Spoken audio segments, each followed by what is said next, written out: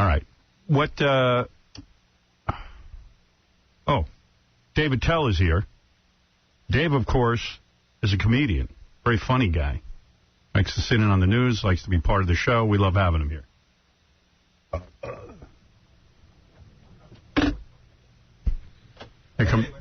Hey, man. David Tell, much better looking than any Fox executive. That's right. It's not even close. Not even close. What's happening? What do you say? What do you got over there? What are you doing? What's up, Dave? Oh, your DVD. Look at you promoting. I owe one back because he gave me one. Artie. Oh, they're exchanging. Artie and Dave exchanging DVDs. I like it. That's a nice cover. I feel left out. I don't have a DVD. Hey, Dave, what's happening, man? How you doing, man? I'm doing all right. You're over at Comedy Central, right? Still? Yeah, I'm on their tour bus right now. What do you mean? Because I'm doing this. I'm doing this tour, and they, and you know, part of the deal was that they give me a tour bus with like my big ugly face on it, and you know, all their logos and stuff. So it's part of your show. Right? Yeah, it's the Insomniac tour thing. Right. What's the buzz on Chappelle? What happened? He had a mental breakdown? He's on the bus right now. Yeah. What happened? I really don't know, and you know, the Comedy Central family, we take care of our own. You're closing ranks around him? They did, and they activated, of course, the blue-collar guys to hunt him. Right. I thought that was weird. Yeah. But, no, I don't know, man. I hope he's all right. Is he in South Africa? Or? South Africa, he evidently had some sort of stressful crisis. Yes. Well, you know, Dave, as we all know, is probably one of the best comics, you know, around. Perfectionist. Okay, yeah, perfectionist, you know, genius comic, right. Excellent show.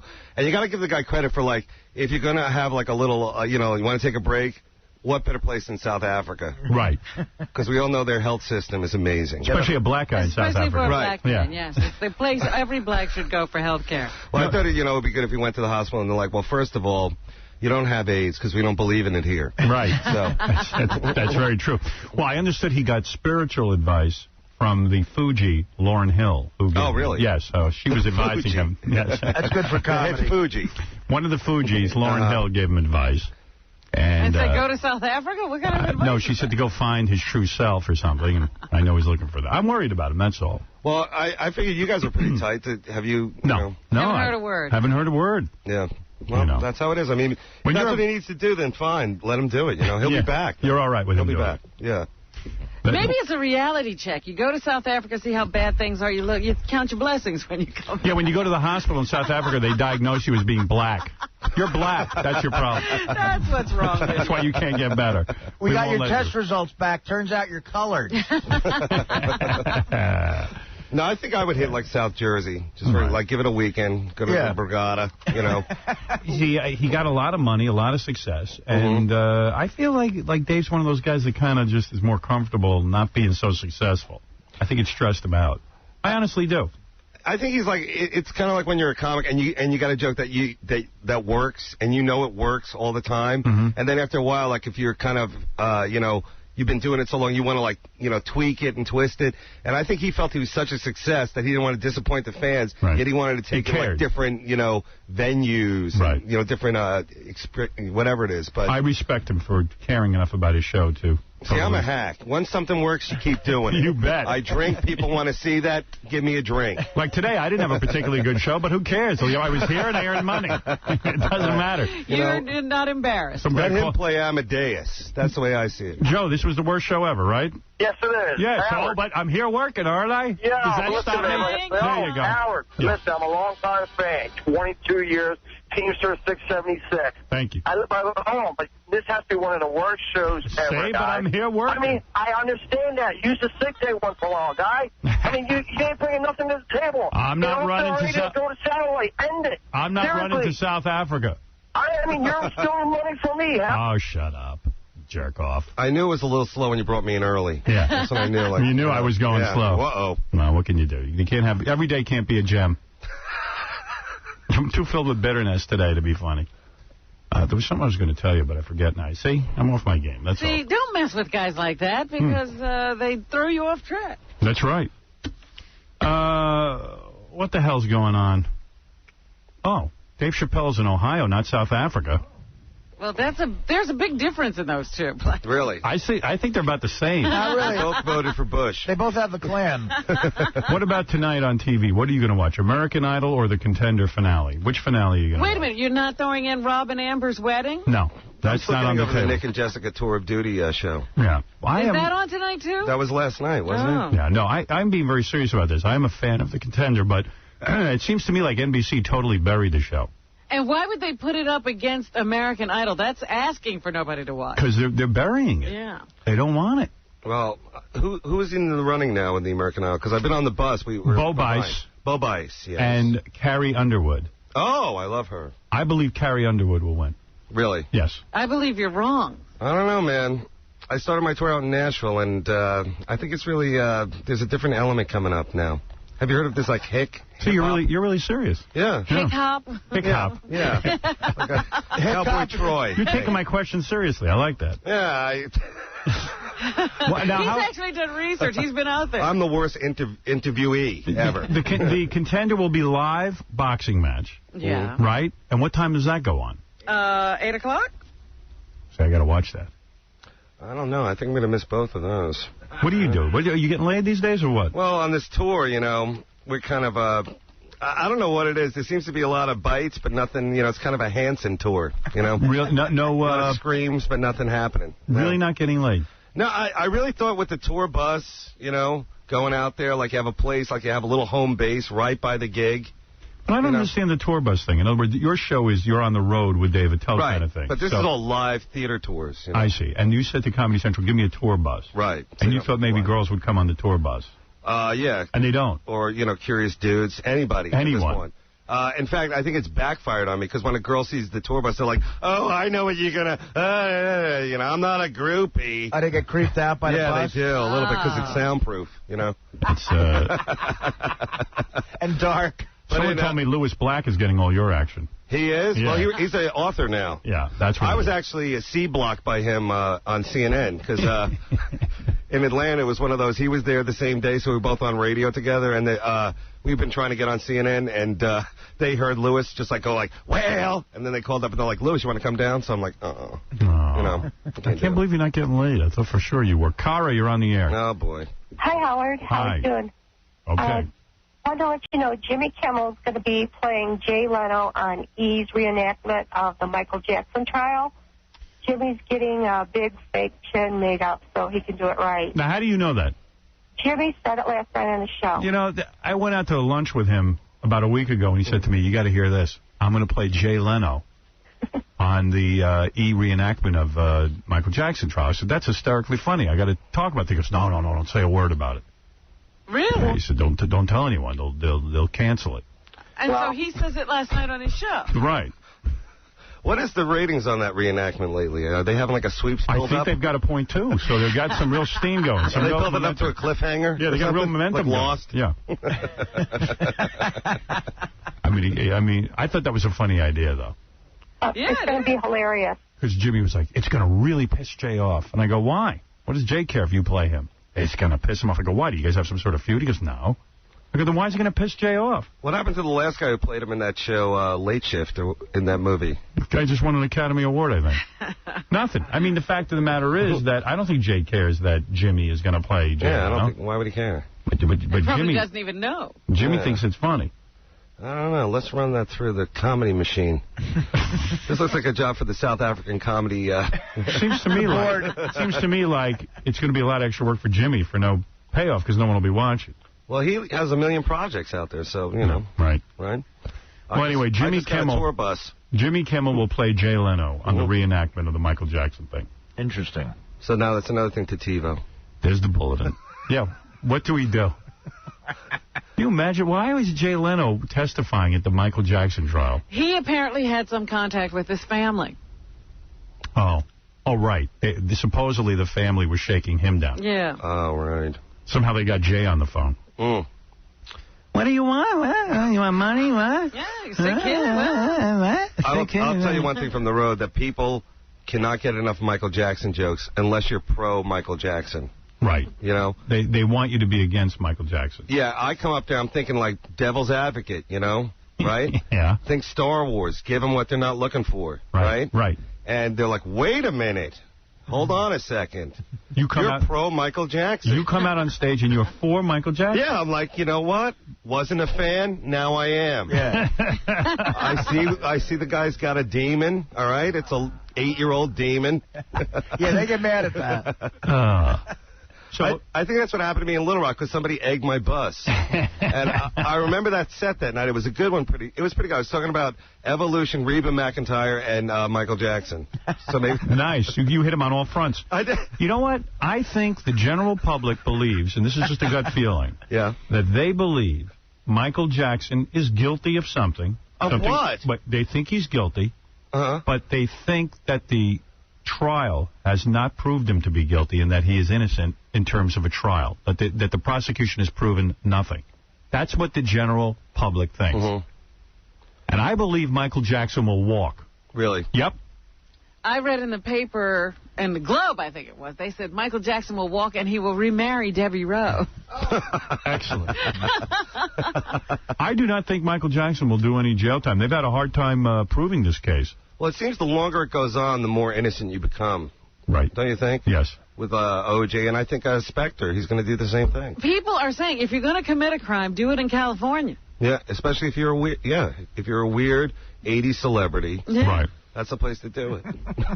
I believe Michael Jackson will walk and marry Jimmy Kimmel dressed as Jay Leno. With that big chin. What do you think of that? Now, that would be news. Damn right it would be. All right, so you guys have exchanged DVDs. Let's say that Dave Attel, this Thursday, he will be at Town Hall in Manhattan with his comedy bus. With the bus. With the bus. If you're a chick, get in there. See Dave with Dane Cook and Greg Giraldo, July 4th weekend at the House of Blues in Las Vegas. And there's lots more tour dates all through the country. Go to ComedyCentral.com or DaveAttell.com. I would like to say that we asked Artie to be a part of that, and he said no. He's doing his own headline. I know, right? Too big. Too big. I'm making a film. Too big, Lang. Uh-oh, that film again. The film got in the way of my gig with Dave. Now, I hear you're working on a blue-collar sideways. Is that what it is? A drinking tour? No, I'm taking an early retirement is what I'm doing. Yes, Ralph. Hey, now. Hey, now. Hey, good news. The Contender's on from 8 to 10. Right. So, you know, the last hour is going to be, the first hour is just going to be recapping the first fight, the undercard kind of stuff. Right. And American Idol's on 8 to 9, so you watch both. Back to back. I can watch both. Yeah, because the Contender's not over until 10. You watch American Idol. So what do you recommend? I tape the Contender, watch American Idol live. It's only 8 to 9, an hour show? No, it's 2 hours. The Contender's 2 hours. No, but what about American Idol? It's only an hour. Oh. Here's what you do. You go to the store, get a life, and don't watch any of them. You don't need that first hour of the Contender. All right, thank you. That's good advice. And I'd like to know how come you can't stand Bo Bice? He's great. Oh, what's wrong with you? But I'm not gay. You're gay, I'm not. Why is that gay? He's a swamp thing. He's a good singer. He's a swamp thing. Come on. He's not a good singer. Come on. He's like a nightclub performer. At least the other chick sings that country crap. They can sell a few albums to those country she's horrible. Yeah, but she's a country artist. He's a horrible rock guy. He doesn't do any good. He's singing bad cover versions of the Rolling Stones. Yeah, but he'll go out and he'll make real music. All right. What? No, he won't. He's going to win. He'll make real bad music. Well, we'll see. I don't think he's going to win. What do you know, Robin? You're deaf. Oh, yeah. And blind, you too, like sometimes, Bo judging Bice. from the movies you like. Bo Bice. Ugh, You're just like his package. really? Did you get your T-shirt that says the Bice Squad? Yeah, I have that. Will has one. Will's really into Bo Bice. He's got T-shirts made up. Yeah. He's on the Bice squad. Hey, I got some hot chick list. You know who hit the wall? Who? Badly? Terry Polio. The one from Meet the Fuckers? Yeah, she got polio. Oh, my God. Like Yeah, she's 6 not months hot. ago, she was naked in Playboy. And I saw the movie, and she looks horrible. Hey, Will, what's this Bo Bice shirt? I know, I'm getting it made up tonight. I got to get it. You're a real Bice fan. Yeah, I'm a big Bo Bice Tell me fan. why. What I is it? support him. I think he's really good. I don't agree with you guys when you say he's bad. He's very talented. Hey, What remember? else do you like, Fred, Ashley? what do you think? This is where we part company, Ralph. This guy sucks. He's like David Hasselhoff with a beard. Wow. You'll see. He'll be successful. He'll be on like The Shield. Other It's than like a small part. Now you're beginning to question yourself, Ralph? Transplant. No. I think he's great. I picked him from the beginning. Yeah, everyone doubted him. And now he's showing that he is the true talent of the show. You all are so sick. What the hell is going Say on? that, you'll see who wins. Meanwhile, This country's going gay. remember how Back Eric... in your dress, Will. Remember how Eric the Midget told me that he would never call in the show again, that he was done with us? Right, he was done. All right, now, I mentioned American Idol, and now he wants to... He had to call back. Hi, I just wanted to make a quick little statement about something that Jordan said yesterday on the show. He said that if Bo won, he wouldn't sell any albums. Well, I'm not a fan of his, really, I like Carrie Underwood far over him, but the thing is, obviously he would sell albums, or else he wouldn't have gotten to be one of the 2 finalists on the show. Obviously, he does have a fan base, and then obviously that fan base would be buying the album, wouldn't they? So, you're an idiot, Stern. And, by the way, I did leave a message a few weeks ago saying that I didn't want to have anything to do with the show anymore. But yeah, for some stupid reason, and then Hearn called last week asking for an update, so I'm going to say it again. I don't want to have anything to do with you guys anymore, and no more calls either direction from me or from you guys. This is the last of it. Bye. Every call is the last call.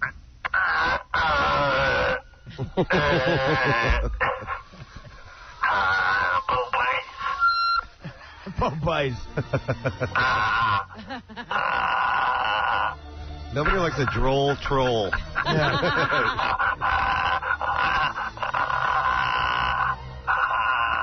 That's what it sounds like when you're driving your car, right? Yeah. Because it's noisy and stuff. I make out about every 5th word. You turn into this show and you're like...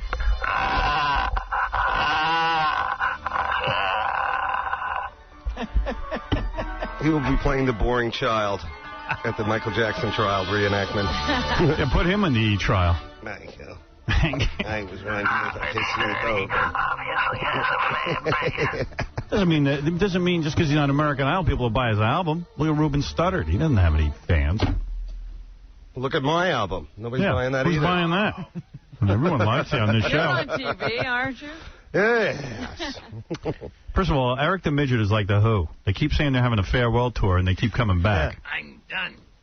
I'm never calling again. He doesn't want you. He doesn't want you calling him either. That's funny. Don't you call me, and I won't. All right, it's a standoff. I won't call him. Let's keep calling him. Go to DaveAttell.com. Get his tour dates. He's a real funny guy. You want to definitely get a piece of him. Let it out, Howard. Let it out. You want to see him before it all ends. Yeah, right? Which is soon. You think? Absolutely. Am I on the watch list? Yes. I love the title of the DVD. Hey, your mouth's not pregnant. Yeah, it's a good. Is that your DVD? Look, Yeah. look at the cover, Howard. Wow. I like that. I'm only selling it on tour, by the way, kids. Yes, Tiffany. Hi, good morning, Dave. Hey, what's up? You're very sexy. I can't believe you're not having any women. Where are you located? I'm in New York, and I'd love to come on your bus. I'm decimated with you. Oh, boy. I was tranned. Yeah, I know you're hot and horny for me. Mm-hmm. Talk to me dirty right now. Well, Stephanie, I was wondering if I could, I don't know, pick a hole, any hole, if you know what I mean. My mouth will never get pregnant. Thank you. All right, thank you, Tiffany. Later, Zola. Howard. All right. We have to take a break. Then we're going to come back. We're going to do the news. Everything cool? Everything's cool. Can I hang, or you want me to no, I want you to hang. Because I was the guest of the day, right? You were the guest of the day. You're our only guest today. I've been turning down so many guests. Yeah? Don't Really? don't think. That we can't get Yeah, guests. like a lot of people doing this say, hey, he didn't have a guest. I've been turning down tons of guests. That shows how strong the show is. Yeah. You can, So popular. Why don't you give us a list of who you've turned Gary, down? who have I turned down recently? Seriously. I mean, things are getting hard. It's harder to get on this show than you think. No, I know it is. We're becoming selective. Sort of, yeah. Well, because I think it's more fun to just hear us hanging out than have a bad guest. Right. It's like dinner for 5. Sometimes it should be dinner for 3. Right. Just too many. Holding to that 5 is Yeah, killing really. that show. I've seen them do dinner for 3. Pretend there's 5. Yeah. I'm trying to think of who we I've turned down a lot of people. We turn down people every day, and we're going to turn down... Can you mention a few? I can't remember. We were just trying to remember. Okay, we turned down Bob Saget. What? Right. And there's another person in town doing a play. It's pretty good. The guy who was out of... He's directing the Jimmy Kimmel show. No, that's Bob Goldthwait. That's the other Bob. Who's Bob Saget? He's the guy from Full House. Bob Saget directed Dirty Work. Oh, that guy. He's like a really a road comic now. He's out there. He's dirty and. You know. We passed on Hall & Oates again recently. Yeah. Both? We turned down. Yeah, both. We turned down Hall & Oates. Yeah, the Oates solo tour. No, seriously, I mean, okay, I think a lot of shows would have Hall & Oates on. No, I don't think so. No, they've been on a lot of shows. Well, we turned them down. I'm trying to think. Yeah, what show have they been on? I think they might have done Kimmel. They were on Kimmel. No, but it's funny because we had a cancellation for today, and the publicist was like, "I'm really sorry. Do you need to fill the slot?" I'm like, "Well, no. With this show, that's the great thing. We don't need to fill the slot." Who canceled? We were supposed to have on this football player, Bill Romanowski. Oh. The Longest Yard. Oh. Actually, it started out as Michael Irvin and Bill Romanowski. Play the midget thing. See, we don't need guests. We got that midget tape. I wish he was here, too. Now help me breathe.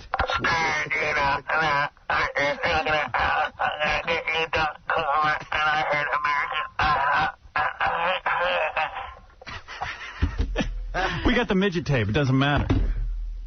We don't need the guests. Who else we turned on? Name one more big name. Biggest name we turned on. There's a hot chick that's in a play. Big name. And I can't remember who it is. She's in a play. She's in a play through the end of this month. Oh, Elizabeth Berkley. We turned her down. We passed on her. We passed on her. What kind of play is that? I don't know. Really? I mean, come on. She was in Showgirls. She's Saved by the Bell. Actress, yeah. All right, come on. And she's good looking? She's super hot. All right. You're right, man. It's very selective. You wouldn't turn her down on your show. Not on my show. We'd go for that tranny you had. Didn't we turn down John Mellencamp once? One time we did. Well, because he didn't want to do what we wanted him to do. Yeah, we walked away from it. That's right. It was a couple of months ago. You're right. That's right. Creative differences. No, he had a greatest hits package coming out, and we were specific about what songs we wanted him to perform, and he chose not to perform those songs, so we said we're just going to pass on it. We played hardball. We passed on a big guy in the music business too. Who? I think we took a pass on Scott Weiland, just talking, not performing, like in the next couple of weeks. That was a mistake. Let's get him on. Why would we turn him down? Maybe I'm getting confused with somebody else. I would never turn down Scott Weiland. Okay, I got to double check that one. Yeah. He's a great guest. Yeah, he's better than David Tell. What? Was Mellencamp going to do mostly his mandolin-heavy stuff towards the end? We did pass it. I told you about that. I told you that Scott Weiland wanted to call in to talk about his new record coming out in 2 months, and you said... Oh, he wanted to call. Oh, call in. I said, get Scott's ass in here. Right. We did pass on that. Yeah, it was a lot of the violin years. Towards the end. Can I mention somebody? The Celebrecht stuff. Can I mention one name that passed on us this week? Yeah. Burt Reynolds chose not to. Oh. That is a loss for everyone. Oh, Jesus. Yeah. He's in The Longest Yard, too. That's right. I mean, The Longest Yard has like 20 guests in this week. Wasn't Burt Reynolds the original Longest Yard? That's right. Yeah, he was. He was the quarterback. Yeah. Well, we got Chris Rock coming in this week. There you go. Good. Hey, see, I allowed him to come in because he's a big name. Oh, he's the best. I got Juliette Lewis coming in. Yeah, we'll take her. I'm interested in her. She's also playing a special needs person. Is that She has, yes. That's why we want her. Yes. I'm going to act like a retard in front of her. Oh, really? I mean, more of a retard. And Mario Cantone, I'm having in. Really? Yeah. Great, very Tell him funny I said, man. hey. Yeah. And Frisco! I got some other people coming in. George Lopez. No, love him. It was kind of good. Big in the news right now, fresh off the Michael Jackson case and the kidney transplant. Fresh off his kidney transplant. I think that is the greatest story. Yeah, Robin loves this story. His wife gave him a kidney. Now he can't divorce her. I'm telling you. Can I tell you? he's in. I tell you though, I saw those two together before he was sick, and he looked like he was pretty in love with her. Yeah, and her kidney. Yeah. Yeah, you'd be clinging to her too. Oh, honey. More juice. Ted, you're on the air. I would never give my kidney to anyone. I know. Oh, come on. No. Never. You would. You Wait, take stop, a after an stop. accident. though. Your daughter, right, needs a kidney. Now you got two. You don't need two. I can't do it. You don't need Really? two kidneys. No. You would take a kidney if you needed Hey, it. they have boyfriends. But you would take anybody's Yes, kidney. I would. Right? Of course. You'd rob them of their kidney. I would put them in a bathtub full of ice and take their kidneys. All right, let me ask you a question. All jokes aside. Yeah. You really, of course you give your kids a kidney. No. Of course you give... What do you mean, of course? I just said I wouldn't. Not everybody does. Yeah. I can't believe that. I would take an extra kidney in case one failed. I can't believe that. I'm not giving anyone my kidney. I need it. Why? Because it's there. It's part of me. Right, but you only need one. I don't believe in that. As long as it doesn't fail. Yeah. You only need one. You only need one in case you have a problem. You're not going to. How do you know you only? You need one. You're not going to. Plus, I'll be up all night peeing. I think. I don't think. You...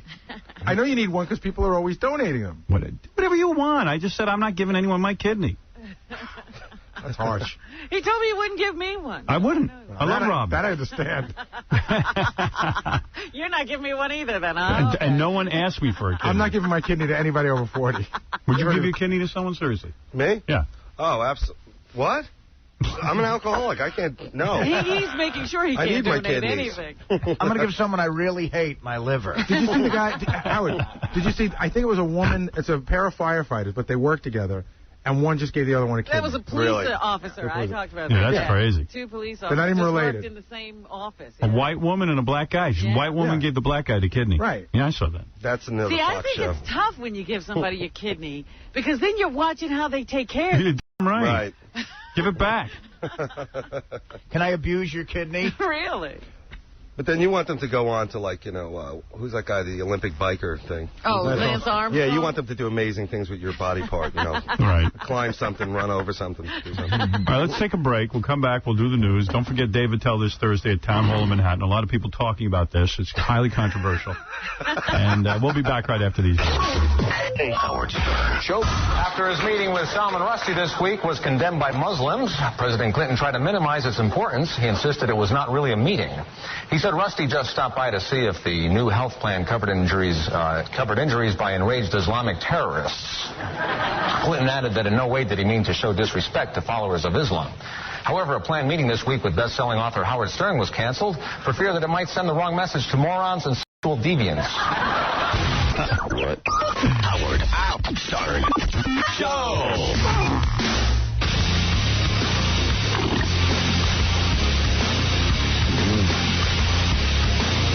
In the email, Frank Oz does the voices for Miss Piggy and Yoda.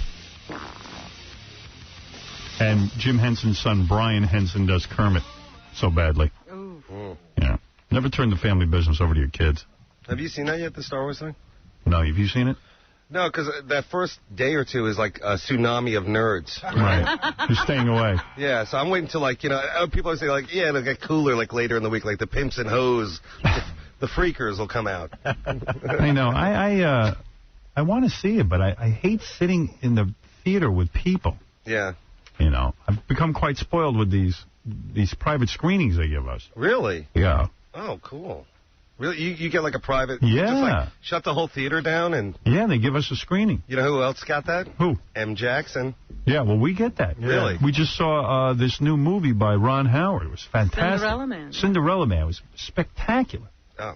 You'll love it. The place you got us to see the first Spider-Man in, remember that was like a full that theater. was nice. Like a full theater, yeah. But they didn't do that this time around with Star Wars. Those rat finks.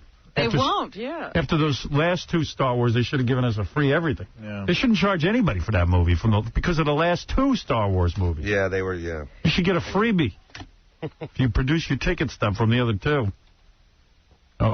They go, now he made a good one. Well, thanks. It's about time. I heard it's really edgy. Is it? Yeah. Is that what it is? Yeah, we're going to go. Dark is what they say. Ooh. I want to go. Dark. You know what dark means? You can't see anything. Dark. Dark means no laughs. I can turn it up a notch if you want. Do you want me to? Yeah. Okay, cool. Could you make it darker? I think C-3PO rapes R2-D2. Really? This one, yeah. And I got a whole wall of tricks here for you. Play my game, yeah. You want to play? I'll play with you. We'll play hard, too. Who do you think you are, man? You're mine now, so I'll let you go. You are mine. You are mine, each. You're my possession. You don't give me orders, and you don't talk to me unless I... All right. Is that Lord Yabu? At the Intergalactic Congress. Dooku. It's actually very gay, this movie. Darth Vader's kind of gay. What is thy bidding, my master? Rules are, I'm in charge. You're mine now. Understand that? Yes, my master. Do you understand that? Yes, master. I can't hear you. Yes. Yeah. Oh, that's what's wrong with you. As you wish. Yeah. That's right. Whose boy are you now, huh? You're my master. Huh? You're master. That's right. You're my boy, aren't you? Yes. You like that? Yes, master. Huh? Can't hear you. Yes. Yeah. Yeah. Ooh, yeah. And then Yoda has sex with Taylor Dane. Oh. You see Yoda? Oh, yes. Or is it Taylor Rain? Taylor Rain. I don't think it's Taylor Dane. Oh, yeah. Yes. Oh. And then Chewbacca gets it on with a guy.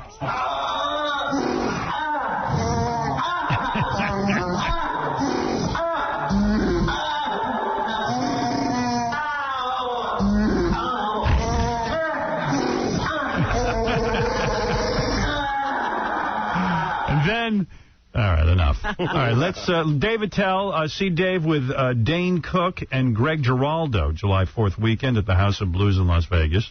Go to ComedyCentral.com or DaveAttell.com if you need more info. What's in the news, Robin? Governor. Sorry, I didn't mean to interrupt the song. Your intro.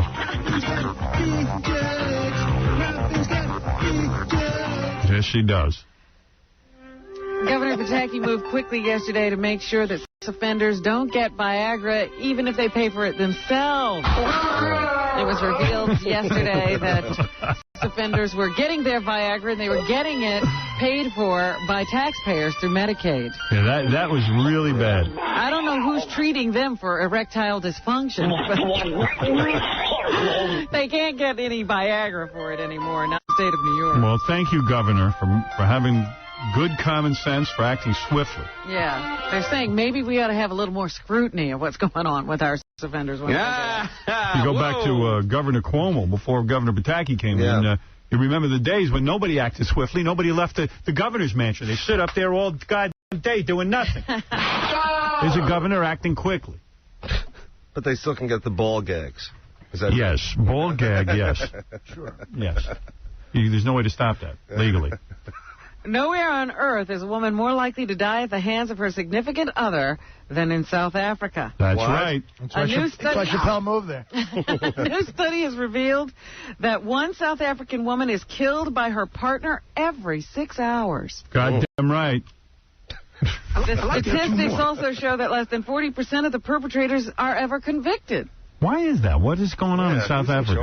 Who's in charge? No big deal. I thought the blacks are in charge now, not the whites. Well, they are, but some things take a lot longer to change, I guess.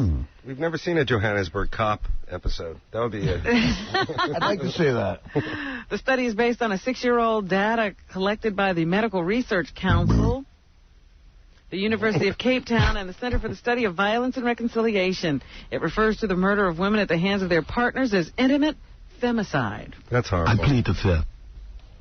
I love women. I wouldn't hurt them. I would, I really. They got to get with the program like over here. You know, let them run away. Give them a lead. I wouldn't hurt them either unless they laugh at me. Would you do the Runaway Bride? In a second. You would. You don't care. Yeah. Oh, absolutely. Even with the bulging eyes. That's what attracted me to her. Right. There's definitely some kind of tweaker crystal thing going on there. Some kind of rolling crank lab. Researchers determined that the crimes were most likely to be committed by either blue-collar, farm, or security workers. Yes, Mike. Really, man. Hey, Howard, how's it going, man? Hey, now. Yeah, I saw Star Wars. It effing stunk.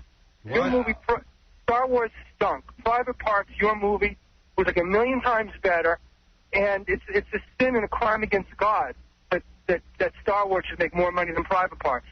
I mean, you gave the fans a decent movie. But Lucas, I did. All he does is rob us. That's right. That's right. I believe the third Star Wars should have been shown for free. I think you should demand your money back. Right. They should pay me. And you know what? Do you have any prizes you could give out to loyal fans? What always happens. Kinds of waters down the argument. Bastard. Yes, Robin, what else is in the news? Poor Vicente Fox. Yesterday he had to entertain Al Sharpton at his That's fun. And then when Al came out, he said that the president had agreed to come to Harlem. The president says he remembers no such agreement. I never said that at all. Uh-oh. President Vicente Fox sounds like that insult dog. Yeah, Triumph. Triumph is running Mexico. I'm not going to Harlem. I'd rather stay here in Mexico City. Much safer. Harlem's a good city for me to poop on. Sharpton says that he got no apology, but he will continue to ask for one. How insulting to American people, not just black people, that Vicente Fox said something demeaning about black people, and he has to apologize to Al Sharpton? Right. Apologize to some good, hard-working black person. We have better blacks than that. And we've advocated Oprah. I mean, seriously, go on Oprah and apologize. Well, is there a Mexican version of Sharpton, like whatever, a knockoff? Oprah Winfrey, Negro woman from the South. Yeah, Fernando Valenzuela, I think, is the Mexican Sharpton. The cast of Barbershop 3, something. Anybody but Sharpton. It's insulting. Sharpton's a questionable character. Absolutely. I don't know why anybody meets with him. Just say no. I'm not meeting with him. I'm on the phone. If he really wants to make it up, he should go see Are We There Yet? Right. Fox is refusing to apologize. The black honeymooners. And says his comments have been misinterpreted. Right. Whatever. Several anti-smoking groups in New York are urging lawmakers to ban the sale of candy-flavored cigarettes, calling the tobacco a marketing ploy for young smokers. Oh, come on. The groups got together yesterday to support legislation proposed by State Assemblyman Peter Granis and another senator. Tobacco Free New York and the American Cancer Society say the cigarettes containing trendy flavors like Kawaii Colada and Midnight Berry are being marketed to the younger crowd. Aren't you a smoker? Just another ruse to get children to smoke. It's $75 a carton. It's horrible. Yeah. It really is. But what, if they don't have the candy flavor, then the kids got to start right out on the menthol, and that kind of makes them too ghetto. Why do you? How can kids afford $75 for a carton of cigarettes? What about adult smokers with a sweet tooth, Robin? What about this report? It's the Onion Radio News. Frito-Lay targets African Americans with new menthol Doritos. This is Royal Redland reporting. In a bold attempt to capture the lucrative African American snack market, the Frito-Lay Corporation has introduced Doritos Dark and Smooth, a new menthol-flavored tortilla chip. Otis Chandler heads up Frito-Lay's African American Flavor Lab. All of us at Frito-Lay are proud to introduce new Doritos Dark and Smooth. Mercy. So dark, so smooth. Frito-Lay plans to super liquefy this cutting-edge new taste sensation and sell it in 40-ounce containers. Preview market testing on Chicago's South Side, slated to begin as early as next month. Doyle Redland for the Onion Radio News. Now, they owe an apology to the blacks and Mexico. Everyone. So dark, so smooth. Tomorrow is National Missing Children's Day. Oh. I'll be missing my children. It's a day set aside by President Reagan in 1983 to help focus attention on the nation's growing number of missing kids. That is horrible. It's horrible, isn't it? It is. It is horrible. It's really, sometimes on my bus when I'm traveling around. Uh-oh. Whatever. No. Oh, you being serious? Yeah, that's okay, go ahead. my little side thing, like, Shazam. Right. Tracking missing kids. Really? Yeah. I really am. How's that going? Have you found any? Because, every one of us has an inner child. Mine's Bethany. Whereas the local boys call her Sugar Snatch. Well, it is a terrible problem, and you've done nothing to help. Yeah, it's one of those holidays I don't know how to celebrate. Right. Maybe if we had the candy cigarettes. It would slow the kids down. This is a strange story. A cancer specialist, Dr. Michael Harris, has spent his career saving young lives, and now because of his work, he's in danger of dying. Why? He was treating a patient who had hepatitis C, and he was either drawing blood or giving an injection, and he pricked his finger with the needle. Oh, my God. And he developed hepatitis C, Oh. and now he needs a liver transplant. It's the only way he can survive, and he doesn't know how much longer he has, and he's on the donor waiting list. How come some people, hep C doesn't seem to slow down at all? I know, and then others, they go right downhill, and he's one of them. Oh. He says, I just live in hope and think that somebody will donate a liver. But it's very difficult for him because he knows somebody has to die in order for him to get this liver, this life-saving liver. And well, Dave Attel told me torn about he doesn't care. He wants me to promote his show Thursday at Town Hall of Manhattan. You're right. I'll be giving out livers at the back of the... No, can't they do that with the American Idol losers? Where they have to give up a body part? They have to give up a liver? They would probably do it. You think they would? Yes. All right. If they got to get an album. But you don't want a perky, wannabe liver inside of you. Sure I do. It'll do anything. Why are we on the surreal life? What else is in the news, Robin? Come on. I mean, you're holding out. The filibuster that Congress was, or the Senate was trying to avoid has been averted, and the rules do not have to change because the senior members of the Senate got together and worked out a compromise. So there will be no nuclear option exercise. The Senate rules will stand. 3 of the president's judicial nominees will get to have a vote on the floor of the Senate, and 2 others, I think, will be passed over as a result of the compromise, and life will go on. I never understood a filibuster. I mean, I know it's important for some reason, but I never really understood a bunch of guys going up there and just reading books and slowing down government. But they say it's a protest, a way to control the majority party. But I don't understand any of it. Well, we have a democracy that was designed to favor the majority but give consideration to the minority. And that is the purpose of the filibuster in this. I don't know. Seems like a lot of time spent talking. But that's what the Senate is supposed to be about. Look at Debate. you. Look at you always with the answer. Robin always has the answer to everything. And she knows. 2 major bills dealing with the federal funding of stem cell research are heading toward key votes in the U.S. House today. Each of them would allow the government to fund more research into stem cells and to develop more strains. So we'll see what happens with those. I'm sure the president will veto them if they hit his desk. He hates that. Hey, Daisy, what's up? Hey, Howard, I just want to thank you for supporting the Save the Rhino concert. I wanted to ask you, where did you see a live rhino and feed it in Florida? That's my business. But I have worked with rhinos. Yeah. I feed rhinos. They're beautiful animals. Yeah. And I am for Save the Rhino. They're having a big concert in Central Park. And What work did you do with rhinos? I work with rhinos. He built a deck with a rhino once. I'm being serious. I have petted rhinos. That's not working with I have fed rhinos. I have fed rhinos. Don't tell me you worked with them. I work with them. Great. I like rhinos. What kind of work do rhinos do? I believe that it would be a shame if the rhinos became extinct, especially because of man's insensitivity to them by killing them for their horns and for some cockamamie tradition of their using their horn for aphrodisiac, which doesn't even work. We all know it comes out of baby seals. They're also dying from global warming. Oh, they can't get water and vegetation. Stop filibustering. Well, what do you want us to do about that? That I can't do what anything can you about. do about global warming? I'm working on a 5-point plan. Hey, you need to get water to the rhinos. So Well, you're carrying on about the rhinos. What about the tigers? I've made love to rhinos. How about the hippos? The poor hippos. No, not hippos. Rhinos are endangered species. They really are. There are, So yes, are tigers. Tigers, too, and I've worked with tigers. I work with cheetah cubs. No, I'm being serious, A tiger and a cheetah are 2 different things. But I've worked with cheetah cubs.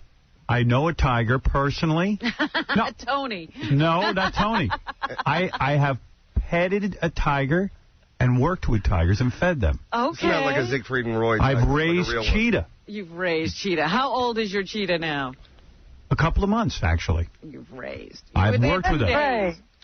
I've set up All right, look, I'm not going to talk about it, but... Stop patting yourself on the back for going to a preserve. Oh, stop. Yeah. And visiting. No, it's just, I think it's important things. I'm not sure why, but I know it is. I applaud you for that. Well, thank you. See, that woman sounds really hot because that's like a really hot girl issue, you know? No, most of the chicks who work with these kind of animals are not that hot. They're animals. No, actually, they are. Are you hot?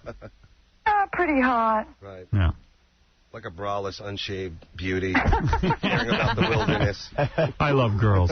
Pretty hot. I'm pretty hot, except for the hair on my thighs. Look like a pair of undershorts. No, I was just seeing that in India, in their tiger parks, poachers have gotten to them, and one park is completely devoid of tigers. It's called a tiger park. You can't find one tiger in it. Right. That's the park I want to have a picnic in. And it's the same thing, that the tigers are wanted for, certain glands or something that they think are aphrodisiac. That's right. Bob, you're on the air. Howard, hey now. Come on, let's listen. talk. I got a severe problem with the fact that you will not say anything negative about the contender because I think you're afraid of Sly will get mad at you. Has nothing to do with Sly. What does he care if What do I care if Sly's mad at me? I like the show, that's all. But the one thing you guys I told you something negative about it. I don't like that Peter Manfredo Jr. is in the finals after losing. Well, a lot of people feel that way. But the one thing you guys aren't mentioning, nobody's mentioning it, the fact that you only get to see approximately 40 to 50 seconds of each round. I'm fine with that. It's a television show meant for entertainment. He likes that. I like it. You like that? Yes. How do you judge a fight by seeing only 30 I like it. Leave me alone. I don't believe goddamn it. son of a bitch. I mean, really. Let me alone. Let me alone. Let me be, will you? Why me? Why me? Why did it have to be me? What is this guy? Why do you like it? I like it. I don't know why I like it. What am I, a reviewer? You're afraid of Sly. It's the same thing as not liking Bo Bice. You don't know why. You just don't. I don't like him. I don't like him. Don't have to have a reason. Does Sly get to give each one of them, like, tips and stuff like that? It's like asking me, why don't I like Fred? I don't like her. What did you do for the rhinos, Fred? Sits in his apartment. Go ahead, Robin, please. He hasn't eaten one. Yeah. First Lady Laura Bush is slightly downplaying protests during her weekend visit to Jerusalem. She says she wasn't surprised that it wasn't all hugs and cheers, noting that tensions and emotions run high in the region. The First Lady began her Mideast trip on Friday in an effort to counter regional anti-American sentiment. She didn't return or run into any troubles until Sunday, when she met with protesters demanding the release of an Israeli spy as she visited the holy city's Western Wall. Shortly after that, a small group of Muslims outside Jerusalem's Dome of the Rock Mosque crowded in on the First Lady as she entered the shrine. Some shouted that she wasn't welcome there. Yeah. Does anybody work over there? No, they always have time to congregate. Well, the Dome of the Rock, you're not allowed in unless you're, a Muslim. So everybody wants to go in, but you can't, I see. And they have a gift shop. And I'm sorry. Yes, Carl. No, Carl? Okay. Hey, Howard? Yes. I'm not Carl. She got my name wrong. It's Paul. All right, Carl, go ahead. But she sounds like a sweet intern anyway.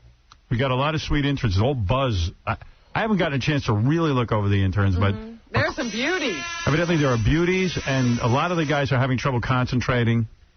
And they say that they're very beautiful, and I see a lot of commotion back there in the office. Well, that's always good. But, hey, I just wanted to tell you, I've been in the U.S. for 6 years now, and if it wasn't for your morning radio show, I wouldn't know what to do, man. Well, you're right. I got to tell you. A lot of people need guidance. He's been what? He's been in America for... How many years? 6 years. If it wasn't for Where'd this you show... come from? Canada. Oh. No. Are you doing a job that an African-American won't do? No. Hockey? Are you a hockey coach? I'm totally legal, man. I'm totally legal. But, for Don't you think it is true what President Vicente said, though? That the Mexicans who come over here are doing jobs that no American wants. Well, that's not what he said. He said, blacks wouldn't do. Blacks are the ones who take all the bad jobs in America. A lot of blacks won't do these jobs. All right, let's hear one more news story, then we have to take another break. Donald Trump is opening a university bearing his name, Trump U. And here's the Donald who says the venture fulfills his #1 rule for being successful, D1. It's a real university or a fake university? It's a real university. Can you get a degree? He's becoming the headmaster of an online university. No. But do you get a degree? I don't know. The answer's no. A first venture, I guess. We need to talk to him about that. If you enjoy what you do, well, that's what I'm doing. I'm enjoying what I do. I love the concept of starting what I think will be a great university. So it's, the beginnings of a university. All right. Well, not even a college. Right to university. He's very successful. Donald's saying it's actually the greatest university. What is the difference between a college and a university? A college deals with one thing, and Right. a university has a number of colleges under the same banner. Oh, I didn't know that. So he can teach you anthropology there. Yeah, anything. Oh, I didn't know. I went to Boston University. I didn't even know that. Yeah, you went to a university. They had several different disciplines, all under the BU banner. You mean Boston College only teaches one thing? Well, that's how they start out. Some of these colleges sort of morph into something else. But, it used to be Boston Teachers College or something like that, or a liberal arts college. They just deal with liberal arts. I see. So he's right to a university. Yes, he's going to handle everything. Wow. No, they've got an excellent exchange program to the Trump Marina down in. I learned nautical sciences down at the Trump Marina. Tell you what, we're going to take a break. We'll come back. We'll finish up the news and talk to David Attel some more right after this. Hi, this is comedian Kathy Griffin, and I've just shaved my pubic bone for Howard Stern. God, give me a pause! Howard Stern Show. Yeah, all right. David Attel is here this Thursday at Town Hall in Manhattan. See Dave with Dane Cook and Greg Giraldo, July 4th weekend at the House of Blues in Las Vegas. For more tour dates, go to ComedyCentral.com or DaveAttell.com. Everybody talking about Dave and his big tour. Not Artie. Not Artie. Artie won't be there. Will not be there. Very busy. Creative differences. Right. Robin, what is in the news? At least 7 U.S. soldiers were killed in Iraq over the last 2 days. Military officials said a car bomb in Baghdad today killed 3 soldiers. Another 4 were killed yesterday by a roadside bomb south of the capital. Meanwhile, 2 Iraqis were killed in a bombing on a crowded street in Baghdad as well today. Today's attacks follow a slew of blasts throughout Iraq that have killed 54 people. In the deadliest attack yesterday, 19 people, including some children, died at a Shiite mosque in Mahmoudiyah. I pray to God that this war has some good that comes out of it. I truly do. Because I don't see how anyone is going to tame these maniacs in Iraq, especially with these insurgents who are coming in. We never sealed the borders. Well, the insurgents were supposed to go away after the election. Right. They haven't. They haven't gone away. We never sealed the borders. We don't have enough troops there. Right. It's going to be a quagmire for years to come. I say we get the hell out. Put Saddam Hussein back in power. He's the only one who can tame these monsters. Give him back his clothes. Give him back his clothes. Get him out of the underwear and get him back in power as quickly as possible because you now realize that he was the only one. He was a genius. Right. He got these nut jobs under control. Who's going to do this for us? You saw those pictures of him, right? Yeah. He had a nice package. He's got a decent-sized package. Are you interested? Well, I don't know. You're Let's just say right? he's not swimming back there. It looked nice and full, and, Right. he's doing his duty there. Shave his mustache, put him in a good American-made suit. Cut his hair. Right. Cut his hair and put him back in power and let him run things. Hook him up with Chris Tucker and let it happen. I mean, they should interrogate him, say, how did you get everyone under control? We can't figure out how to He's do not it. giving up the secret. No. Can you imagine what he had on his hands, this guy? And those 2 sons of his, remember them? Yes. Uday they were a handful. Uday and Fuday. Yeah, he had to watch them and the rest of the country. One a chronic rapist, the other one a bicurious rapist. Right. Uday and Futon. But really, I'm being facetious when I say he was a genius. But really, who the hell's going to control this country? No one. Like a job for 50 Cent. We thought... No, really. 50 Cent, I think could do it. Come on. We thought that we were going to take him out and the people would parade through the streets and sing and dance to be happy to be rid of him. They could care less that he's gone. Yeah, they're now they get to fight among themselves. That's all. Same old, same old. Syria's ambassador to the U.S. says his country has cut off all military and intelligence cooperation with the United States, frustrated at continuing complaints from the Bush administration. They tell the New York Times that the Bush administration has decided to escalate the situation with Syria despite what he says are his country's efforts to tighten its borders against the flow of insurgents into Iraq and its withdrawal from Lebanon. So now Syria's just, they say, forget it, we wash our hands of you. We've been trying to work with you, it just isn't working out. All right, there we go. We're not getting intelligence from Syria. There you go. They have no oil, right? No. And no beaches. No picture shots in front of a pyramid. Neither one. We don't need them. The maker of a heart defibrillator allegedly knew 3 years ago that a model implanted in 24,000 patients has a flaw that could cause the device to malfunction. The New York Times reports that Guidant Corporation was aware there was a chance of failure in this model. It then changed its manufacturing process but never alerted these 24,000 people that they have a device in their chests that might malfunction.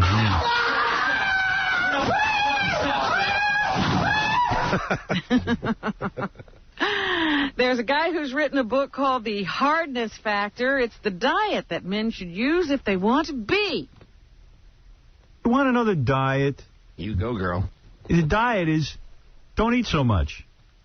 Oh, but to be hard, right? Yeah, but same thing. So it's not whiskey all night long and Taco Bell? Oh. That's what I've been using. It's eat fruits and vegetables. Right. And whole grains. In other words, your whole what body. You hear from everybody about everything. Dumb book. But I wouldn't buy that book if you got paid a me. whole book out of it. I wouldn't even read it. What is it, oysters? And No, what are the they're foods? saying fruits, vegetables, whatever everyone always says is good. In other words, your whole body should function properly. And the other things, common sense things. Get enough sleep. Don't smoke. Don't drink. You want to stay hard? Put your woman on a diet. Don't overeat. Right? Yeah. I don't have to be on a diet. Put her on the diet. You're saying not to get drunk and order the lumberjack slam over at Denny's? There was a beautiful girl in here the other day who said every time she's with a guy, they can't perform. Sounds like a job for Vicente Fox. That'll be right up there. So don't think it's the woman's fault. Oh, it's never the broad's fault. The Bad Girls Guide is the new Jenny McCarthy show. I was reading one of the papers today. They gave it 0 stars. Wow, good for them. What does that mean? 0 stars. Was that like my pilot? What happened to that pilot? I don't know, man. I thought it was a win. We talked about it last time. Yeah, Brooke Shields, Chris McDonald. You had some cast. I was an ensemble piece. Wow. That was my dream. What did you play? I played the bald guy who came in and said one funny line and left. No, but what was the premise of the show? It was a used car, a new car dealership in Vegas, and I was the boss, like the angry boss, and I liked it. That's funny. Because I'm a Danny DeVito type. Right, yeah. You know what I'm saying? Yeah, that's good. And I would like to see it. How can we see it? It's not going to happen. Wow. Because Fox, they decided to go, in a different direction, which is away from me. They went in the direction furthest from you. Anywhere away from Dave. Exactly. Our new direction is away from Dave Attell. It sounds like fun. It sounds funny. And who is Brooke Shields? Who did she She was play? great. Everybody in there was really good. And Was she easy to work with? Excellent. Yeah. It was excellent. Yeah. And, attractive girl, right? Beautiful. Yeah. And Chris McDonald, who's been working... Batman, right? Wouldn't he play Robin? No, that's the other guy. Oh. That's Chris O'Donnell. Not McDonald. No, this is the guy who was in Grease. He's done like a million things on HBO. He's really good. He's in Dirty Work. He's in Dirty Work. There That's you right. go. So it didn't work. What a resume. Which is why he's on television. And how did they break the news to you? What's the best thing is that after you do anything in Hollywood, it's always, man, that was great. And then a week later, it's like, funny stuff. Then, hey, that was okay. And then it's like, wow, what were we thinking? So you did the whole progression. Yeah, so every time you hear it back. But I was just glad I got through because I thought I'd get fired because I'm such a horrible actor. Right. Right. Every day, I'd be up there baby talking. Were you really bad? Was it hard for you to memorize lines? I couldn't do any of that. I felt like the Olsen, like Small Wonder. I smelled like, you remember that movie? Yeah. It's like, you guys have to get back to work here. Are you really a bad actor? I'm horrible. Horrible. Yeah. But it was cool because the guys who wrote it, they let me kind of do some of my own lines. And, directed David Schwimmer. Oh, and he was very cool to me. Yeah. From Friends. He was cool. Oh. Can't believe that wasn't picked up. What? He was good. A David Schwimmer production. I'm surprised. He was good, man. I was very impressed. No, we've had him on the show. Yeah, very he's a nice good gentleman. Yeah. Donald Trump. There's a Donald Trump movie on tonight. Trump Unauthorized on ABC at 9 o'clock. Horrible reviews. That got 1 star. No good. Oh, so it's better than the Jenny McCarthy show. Yeah. And then, of course, tonight is the Rob and Amber Get Married. 2 hours on CBS. Who are they? Come on. I don't know who they are. Stop it. No, I have no idea. Survivor. Oh, Oh, that Robin Amber. Yeah. Oh, okay. Come on. I'm going to install a vagina and watch that. There's a 2-hour Contender finale. Right. There's American Idol, the finale. The winner of American Idol, I'll give you the winner of both. The winner of American Idol will be the girl. Carrie Underwood. Carrie Underwood. And the winner of Contender will be Peter Manfredo Jr. Okay. I think you're right about the Contender. I really believe Bo Bice has an incredible fan base. Even Ralph is going to vote for him. Ralph, you're voting for Bo Bice? Is that true? You're voting for Bo Bice? Hello? I said, are you voting for Bo Bice? Yes. You are. And I think you're right. Peter's going to win the Contender, and it's really going to suck because he shouldn't even be in the contest. That is exactly right. Really a shame. I'm going to go with Giacomo and Smarty Joe. Oh, I thought we were doing our favorite picks. It's also the second episode, I think, of the Brittany and Kevin. That's right. I predict the ratings will drop by at least 50% on that. Really? Is that any good? You watch that? It was horrible, unwatchable. I can't imagine. I heard it was good, though. I heard No, it wasn't good. It was nothing to see. She didn't even look good. What does that guy sound like? I've never heard him talk. He sounds like a moron. Really? Yeah. Does he have like a Southern Faye thing going, or what was he doing? He sounds It's a wigger thing. Wigger. A wigger. Okay. Wigger. He's a wigger. Like, hey, what's happened there, Brittany? Excuse me. Let's get some loving. Excuse me, ma'am. I got to pass water. Dark and smooth there. That's not a wigger. Yeah, I'd be a nigger. What a wigger. Wait a minute. I bet you that guy slipped on the N-word a couple of times. Britney Spears, man. I bet you he's not slipping. I bet you he uses it like he, I don't was one trust of the him. boys. He says it. He says the N-word. She must look horrible in that show because she don't look so good most of the time. She looks awful. That She's boyfriend, doing her own camera work. That boyfriend looks like he's a criminal to me. I don't know what he Check scares his me. record. Are they going to give the baby, have they named the baby yet? Or? And I hate white guys who try to sound black because it's like, you know what? Try being black. Yeah. It's acting. It's acting. Either you're black or you're not. They want the cool part of being black. Yeah. Go grow up in a project. Well, as soon as he's broke, he'll start acting all white. Yeah. Like that Justin I used to Timberlake. talk black. I did. When I was growing up, I lived in an all-black community. I was like, yo, come on, man. That's what I was saying. And I got my ass kicked. I stopped doing it. That's a different type of brother. That's from, Come on, man. It wasn't cool back then. That's like that movie Car Wash. That's that kind of, man, we got a plan. I had a right to talk black. Right. Because I was really doing it for survival purposes, so I thought. I wasn't doing it to be cool. Thought you could fool him? Like, yo, man, I love James Brown. See, I always pick the wrong group. I imitate, sometimes when I'm drunk, I'll imitate the opinionated fat girl at a small SUNY college. Be like, the real problem here is society. Why isn't anyone listening to me? It's true. You should be a wigger. Star Wars Episode 3 in theaters. George Lucas says he still has a few Star Wars-related projects in the works. I bet he's going to suck everybody dry. That guy's a creep. Yeah. You know what? Don't you think that the Star Wars should be free? I'm not going to see it till I see it for free. I refuse to see it. I saw 2 of those crappy movies. Oh, so bad the first And he just merchandises everything. He's got Darth Potato Head. I mean, what is that? I really hate all the commercials you see. Yeah, Yoda's in commercials. I mean, like, why cheapen the product? Wookiees in commercials. I mean, what a jackass I am. I won't do certain things because I want to preserve my image. But how much How much money is enough for this guy? Right, there's never enough. Never enough money for him. Merchandises everything. Well, what's his next project? What is he going to do? And he just got lucky with Star Wars. He's a horrible director. Is he going to do an American Graffiti 3? Yeah. He's going to go back to his other idea. Well, look. C1 is him talking about the few Star Wars projects he still has left. Wow. Let's hear this. We are still doing a TV series, 2 TV series, 1 animated, 1 live action. So I'm not going to do it myself, but I'll peek in from time to time so I won't completely have lost the Star Wars experience. All right. Happy for you. He doesn't even have to do anything. I bet he's going to have like a musical, a play. You watch. All right. Hayden Christensen, who plays Anakin. Star Wars the play? Yeah. There's a thought. You watch. He'll do it. I guess it's going to be Matthew Broderick. And Nathan Lane will be Princess Leia? Right. Nathan Lane is C-3PO. Hayden Christensen was asked why he felt a bit sad after putting on the Darth Vader mask. C2. Because it meant real closure for me, you know. I was given the task like the end of a career, connective tissue into Darth Vader, and to get to sort of don the dark helm and put on the whole get-up. Meant my task was complete. Right. Say hello to celebrity poker and gay porn. Welcome to Mark Hamill's world here. Natalie Portman says Episode 3 completes what George Lucas put into motion. C3. Danny DeVito is Yoda in the play. It is sort of the last piece in the puzzle. It's got the interlocking plot details to sort of make everything click with Episode 4. Well, good, because Episode 4 and 5 sucked. She sounds no, great. You're talking about 1 and 2. Whatever. I don't know. I'm not, you know, I don't know. You can't get that straight. Yeah, right. And here's a scene.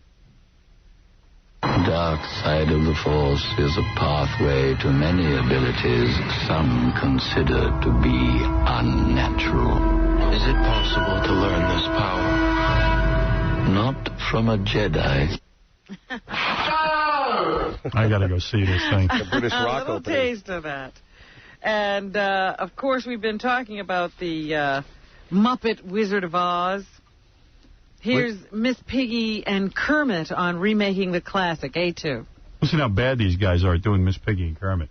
When you decide to do your own version of a classic story, you know, that's been done several times before, the original, you know, Wizard of Oz, and then... I don't know. The damn puppet is like intellectual now. No, I don't know. I wouldn't call it a classic exactly. No? No. Ours, I think, is going to be the one that everybody... How find me 5 people who aren't annoyed by these shows. Is that for kids? Yeah. I mean, what is that? For many years. They want the director's cut. Yes.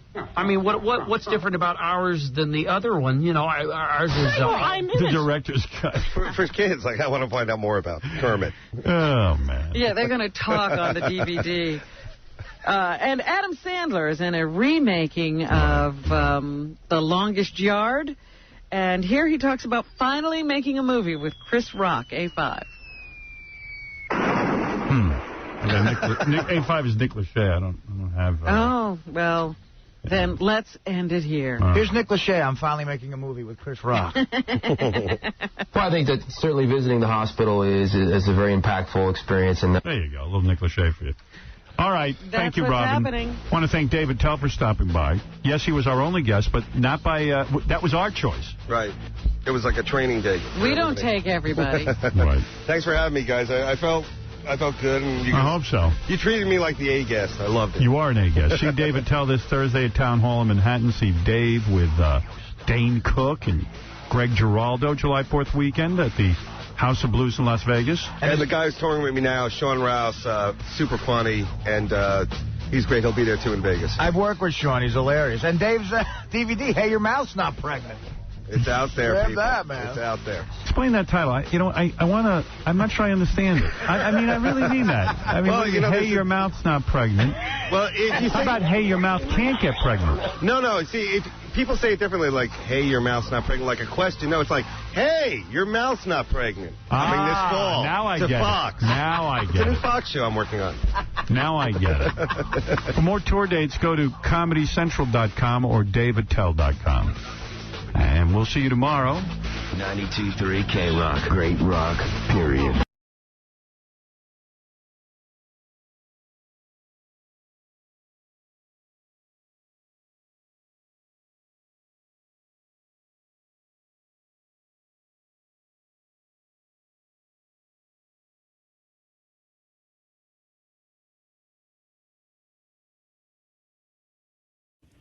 As...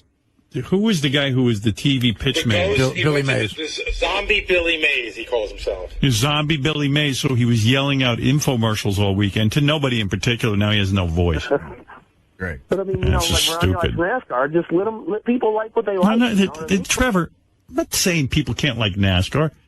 It's different when one of the guys who works with me is getting himself into some kind of weird, angry situation. Of course I'm going to say something to him. He needs some help. He needs to talk to somebody. I guess. But What the hell would you? What kind of man wouldn't say that to a guy you like? Howard thinks he could be a much happier person. Fuck that. I don't want to see him get arrested. Right. Well, that too. He could wind up in trouble. He's going to beat somebody up because the Philadelphia Phillies don't win a stupid baseball game. I can't stand that baseball. Or get beat up, you know? I mean, he's not the biggest guy in the world. Yeah, I don't know where he even gets Football, off being that brave, because he's kind of slight. Yeah, he's going to get his ass kicked.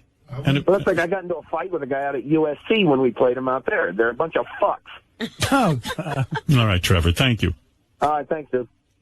Doesn't understand why I would say something to a guy he's in trouble. Leave him alone. I went to a Mets game with Will. And, your voice ain't that bad. Yeah, it's a little hoarse, but... No. It got better. It was bad this morning. Yeah. No. It's getting a little better. But I went to a Mets game with Will, and I thought we were going to get the shit beat out of us. That's what I'm talking about. See, I don't think this has got anything to do with his pressure right now, quite honestly. I mean, he's got a history of blowing up at games. Well, what did you think of my whole cancer theory? No, I think you're right about that. Yeah. That's what I'm saying. I mean, everyone acts like it's so shameful to go talk to someone.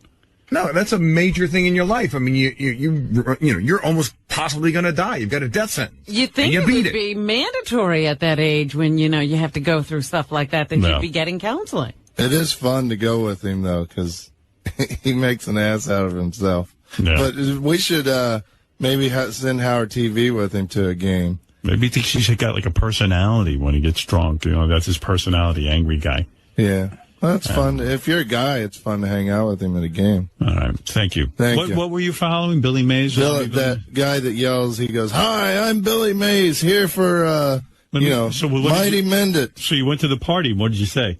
Well, I don't want to blow this microphone out, but I'd yell as loud as I could and say, "Hi, I'm Billy Mays, here for OxyClean." And I just yelled out real loud. Where did you do this? Laugh. Why would you do this?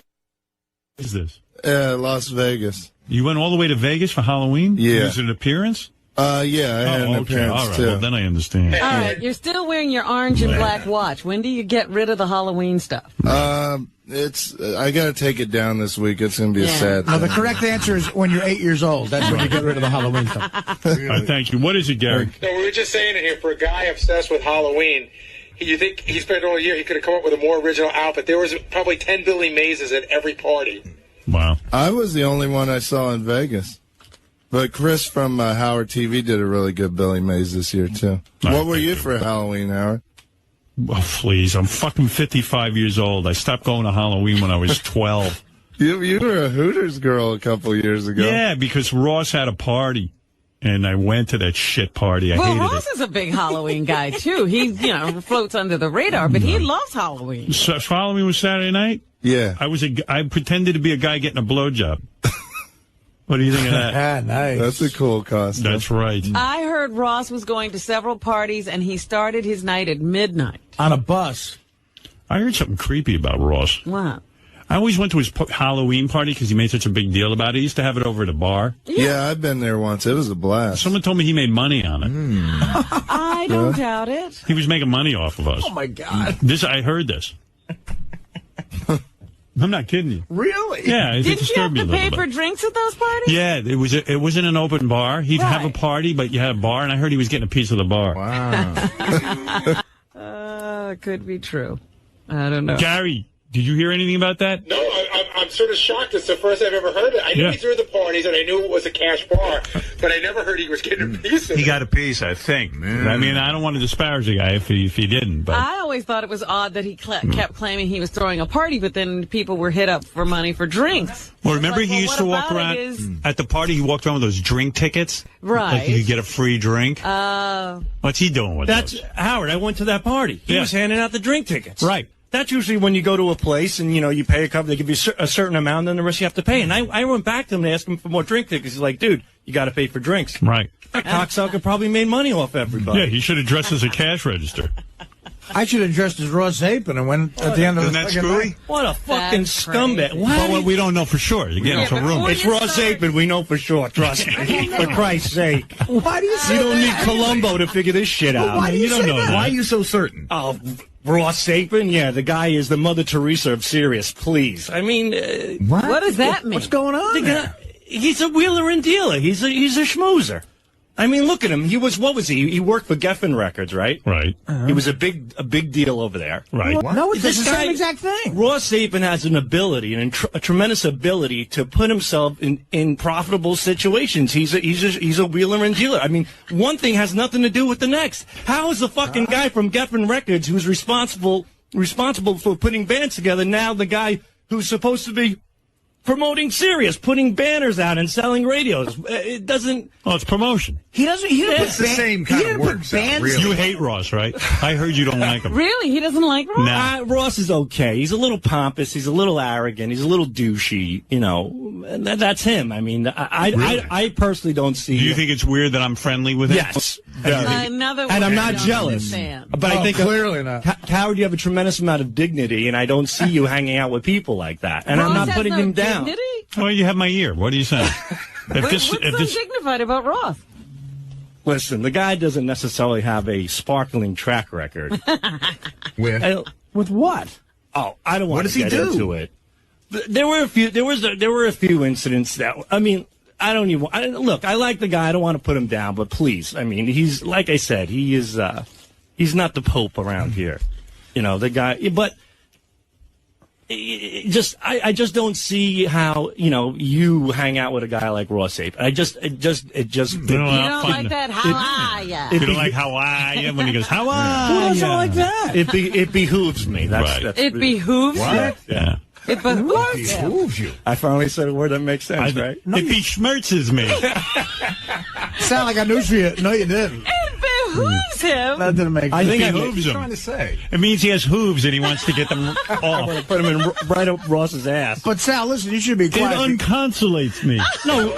What? I just got a text from our buddy Mike Portnoy. Go ahead. It says absolutely not true. Go ahead. That Ross was getting a piece of the bar. That Ross paid for the drink tickets that he gave out.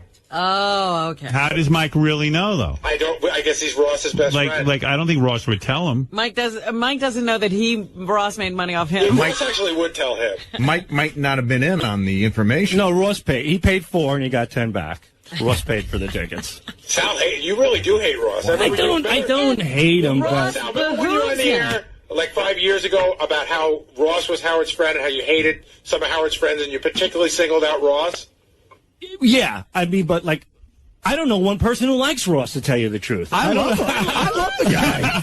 I don't. I mean, really, who do you know that doesn't like? Nobody in that office likes Ross. Nobody. He's one of my good friends. That's you because you suck his dick to go to the Springsteen concerts, Gary. Give me a Gary. He's a friend of convenience to you because he hooks you up with Springsteen. I've known him for 20 years, and he doesn't hook me up with Springsteen. He doesn't hook me up. Please. If anything, I hook him up, douchebag. Nah, I doubt it. You don't think Gary can get to Springsteen? Right. He doesn't need Please, Ross to get to Springsteen. It's all of Ross's old school. You're a jealous little shit. I'm far from jealous of Ross Apin. I have my God, you are so fucking No, jealous. I am not. Well, No, I am not. The reason you hate him is so you can list the things that he gets that you can't get. Not at all. I stand 15 feet near that cocksucker.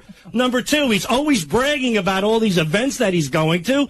I mean, that's all I hear from this guy. Where's the serious promotion? Where is it around this place? When's the last time I heard this guy asshole go, hey, I'm going over here to promote this, I'm going over there to promote that? I don't hear shit. All I hear about is Bruce Springsteen concerts and confrontations he's getting into with cops on the streets and football games that he's going to. Where's this man's credentials? What are you talking about? That's outrageous. How would you be privy to know what he does? Yeah, he would talk to you about marketing. Right. He comes in and You know how I know? Because everywhere I look around, I don't see this fucking place marketed, Gary. Yeah, but maybe there's no budget. It's not his fault. I mean, well, that's what he's in charge of. There's no budget. You know why? It's going to his pocket. No. That's the budget. It's his salary. Get out of town. It's his salary. You mean take his salary and then buy some ads? Here's the thing. Probably Mel goes to him, we got a budget. Buy some posters, buy some banners, get some people out, start moving serious one way or another, come up with some game plans, come up with some ideas, have a fucking parade. Here's the money. And Ross says, well, if I don't do this, where's the remainder go? It goes in your pocket. So there you go. I mean, that's his arrangement? Sure, That's probably. You just made that up. Wow. Based on absolutely fucking nothing except your insanity. It's a fair assumption. There's nothing being done. Sal, you're describing business at the pizzeria you grew up I want in. Ross Apin to come in here and tell me everything that he's accomplished for this company. Where is he? Ross, get in here. Yeah, he's being He's not maligned. here. We think he's still sleeping. Of course he's still sleeping. Why is he sleeping? Because he watched the Yankee game last night. Or he might have gone to it. No. Well, that's promotion. In Philly. He was probably yelling out serious.